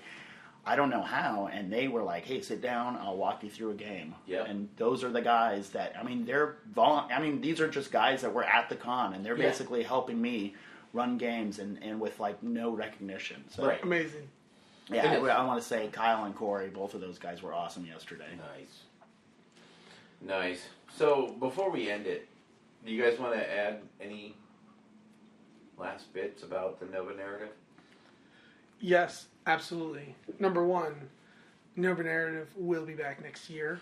Oh, yeah. Number 2, we will be having more than one siege because I didn't just paint up that wall to only use it once a year. No. Okay. Number 3, I also wanted to throw a special shout out to our best painteds, because let me tell you, there was a Deepkin player. What was his name? Corbin Turner. Corbin Turner. He won Best Painted Army, and that army was beautiful. Oh, so beautiful. Yeah, he could have put that one into any of the competitions here. Yeah, and probably easily won. Probably it placed highly, or won. And then that was beautiful. Number 2, our Best Painted Army with display board was Rebecca Ali. Yes. And let me tell you, Rebecca, I'm actually moving a couple houses down from Rebecca and Alan. And, nice. And whenever we would go over the house to play with them, play D&D or whatever, Rebecca would just be sitting there painting all day, every day. It showed. It showed. She every really day for knocked it out of months. the park. And she won last year. She won Best Airship. So. Yeah. And the way that she built her army was so fantastic. She said, "I just want to grab a bunch of models that I like from this army because that's what really turned her on to the army." And then so she grabbed a whole bunch of models, she painted them all up, and she said, "Hey Matt, how does this army play?" And I said, "Well, let me show you." And the only thing that she changed 5 of her Lamian shooters, I can't remember what they're called, to the Crystal Touch ones, just to have a little bit of. And that was pretty much all she had to change, and that was, she had a perfectly narrative army that looked fantastic, and it played really well, too. Yep. And on top of everything else, Rebecca also owns a game store. So. Oh, yeah. Do you mind if I shout out? No, please do. So she owns High Tide Games in Southern Maryland. It's in St. Mary's County. So if you're ever down there, give us Heidi ho. We do tournaments. Well, not as many tournaments, but we do a lot of leagues, a lot of slow grow leagues, and a lot of narrative leagues, and we do some narrative play. And hey, that's where all our terrain will be. And I don't know how tired you were, Tucker, when we were talking about this, but I really want to plan to do a weekend event and come up and help you run something really cool, like a big day event. You come and stay at my house. Yeah, and then we bring can a barbecue or something. Yeah, we can use Rebecca's store and invite a bunch of players. Because I found I want to do this more than once a year. Oh yeah. Well, come out to LVO and help me. Come on, you two slackers. If I can get permission from the wife after we move, I might just buy a plane ticket. There you go. Well, you're more than welcome. Trust me, it's more than welcome. And the other thing too, the only thing I have to add on about the Nova narrative next year is there's also going to be Warcry. Yeah. Oh yeah, definitely. I played more games yesterday because our narrative finished, and we have such a great team of TOs, Garrett and Chuck and Hayward and Neil, that I didn't even have to be involved with the GT at all, and it was nice. I actually played more games yesterday than all the years that I've been in Nova because I've always been focused on running stuff. But last night I played a 2.5-hour narrative game of Warcry. It was awesome. Oh my god! Yeah, shout out to Nuno. I was going to say, if a game is between Nuno and Aaron, it's going to take longer to explain what's happening. No, we had it was like the narrative of a movie. Yeah, it you was guys epic. scripted a new movie, so. Yeah, that was awesome. That's awesome. And as a note to end on, so yeah, I've been thinking about Nova Narrative next year, and I will probably on the flight home be typing up something to send to you two guys about my idea for a framework where, like we were talking about yesterday, is tying a Warcry game to Absolutely. a meeting engagement game, Yeah. to perhaps maybe a 1,500, 2,000 point game, but have the three of them actually matter to each other. What the Warcry game generates in, i.e. treasure, will actually be intel that will be used during the meeting engagement that could then possibly be used during the normal, air quotes. Oh, game. absolutely. You know, Absolutely. and that way, that was Clarice, my room keeper, but she's gone now. Great woman. And yeah, she's a wonderful lady, good to her kids. Yeah, I love her to death. And so, but yeah, I mean, I think the point of all this silly story is, yeah, Nova is winding down. It's not even over, and we're planning next year's narrative. So, come on board, people. Get on board. You Sold will out in love it. 10 minutes this year, so don't wait to get your tickets. That's right. The primer, we write the primer by December, Yeah. and then it's usually posted by end of January, and then we make some tweaks and stuff, but when those tickets go on sale, weren't you the one? mess Don't you have around. a story about that? I do, because I was like, okay, you know what? This thing never sells out, so I will buy my Nova ticket, and then I will figure out, the events and all. I mean, I knew I was going to do the narrative. That was a given. And I just figured, I'll come on in a day or two and grab the ticket. And literally, it took me a half hour to get from the restaurant to my house. And by the time I got to my house, it was sold out. And I was scared. And I was sad. And that's why you guys let me be a TL. So one thing I meant to mention, we talked a lot this year about trying to fold in some sort of our event to like maybe a tournament event, but we haven't thought about maybe considering making a couple of narrative events that are just tied together ourselves, like between the three of us, instead of having so like maybe if you like to do the Warcry stuff, well, you'll be doing a lot of the Warcry prep and you'll be running a lot of the Warcry stuff. Bill, you talked about meeting engagements. Do some meeting engagements. I'm a siege guy, Right. and not that I wouldn't mind doing 1,500 point battles and stuff like that. But we could have events that are separate but tied together. Yeah, no, and that's great because that's the whole idea of a team. And feeder events, Yeah, each of us work on our strengths and work together, and we can create like an awesome event. Yeah, overall, Yeah, and then that way one guy's like actually running the event at a particular time, and the other two guys are just doing what do you call it, like logistics. Yeah. Getting water, getting beer, getting coffee, doing whatever needs to be done, logistically. Right. So you heard it here, folks. You heard it here first, folks. I'm having difficulty speaking now. Could be the beer that Aaron brought. I'm not sure. But yeah, stay tuned for Nova Narrative 2020 because these two guys are going to be in it. I will probably be hopefully helping them if they want me back, and it's going to be awesome. I can't wait. Thanks, Bill. Thanks a lot, Bill. Thank you, guys. I love you. If you would like to get in touch with us, you can reach us on our Facebook page, www.facebook.com/rollingbadpodcast, all one word. Our Patreon page is at www.patreon.com/rollingbadpodcast, again, all one word. The Twitter account for the show is at @rolling_bad, and our individual Twitter accounts are, for me, at Bill Castello, CASTELLO, and for Ryan, he is at RTGamer. All of our guests on the show will have their contact information in the show notes, and any products that we mention will also be similarly placed in the show notes. The music for the show is used courtesy of Kevin MacLeod at Incompetech.com and used under the Creative Commons license.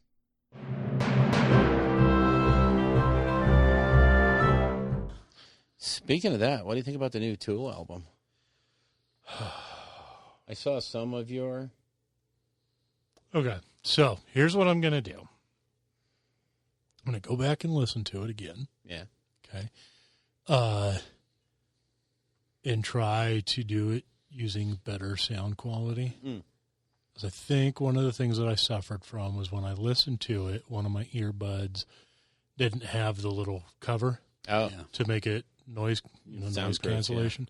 And so I think that added to the difficulty of being able to hear what Maynard is singing, because there's really only one track on the whole album where he belts it out. The rest of it is more of this quiet chanting type thing in the background, which was really hard to listen to. Whenever I hear Maynard actually say, this was a great album 8 years ago. Oh, yeah. Wow. I saw that today. That hit. I was like, I haven't heard it yet. And now I'm like, I really don't want to. Yeah, they doubted themselves for 8 years on putting that album out. Yeah. Yep. But they said it's the first album they've put out where all of them are happy with. Really? With what they've done. Wow. That's why I want to go back. And the thing is like when I listened to Lateralis, I hated it. It's not that I hated it. I was so confused because it's such a departure from Anima and Undertow, right? Yeah. So I listened to it all the way through, and I put it on the shelf for like 6 months. And then all of a sudden, bits of it started playing in my head. Mm-hmm. And I was like, what the hell? So I went back and I listened to it, and I still didn't understand it, but I listened to it, and I listened to it, and now it's by far my favorite Tool album. Yeah. Right? Oh, easily. 10,000 Days did the same thing. I listened to 10,000 Days, and there's some tracks on 10,000 Days that are kind of like, they're not songs, they're just noise. Mm-hmm. And to me, that kind of broke up the ability of that album to run fluidly as one solid concept album, which is what it is. It's a concept album. And, but I still had the same effect where I listened to it and I was like, fuck, man, I don't understand half of this stuff. And then, I started listening to it more, and then more interviews and stuff with Maynard came out, and he was explaining what the album was about and, his mom and all that stuff. And I was like, okay, so the message is starting to land with the music, and now I'm understanding all of it. And 10,000 Days is like a fantastic album. Mm-hmm. I absolutely love it. So I knew that going into this, I was like, I'm going to listen to this album. I'm probably not going to like it because it's so much musically to digest that I don't know if you can just sit down and take it all at once and appreciate exactly what those dudes are doing, So trying to drink from a fire hose. Yeah, exactly. And so, like I said, I want to go back and listen to it again because there's definitely some tracks that stand out and everything. And I'll probably, look at the lyrics, because it was hard for me to understand what Maynard is saying. And I think that'll help tie it all in as well. I don't know. And to me, that's like, because Lateralis, like the songs, the messages behind all the songs, like The Grudge and Patient and stuff like that, is just so, to me, like, I don't know, there's so much there.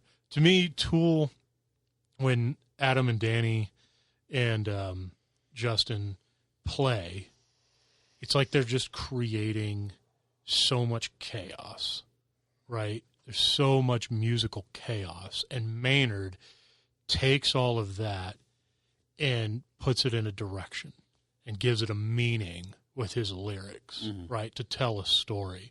And I felt like with this album, it's just the chaos, and Maynard kind of like taps on it a little bit here and there without really bending it towards anything. And that, I don't know, that's why I don't know. I'll go back and listen to it again. I'm not sure if that's quite the synopsis you wanted, but I was just wondering if they were at Nova.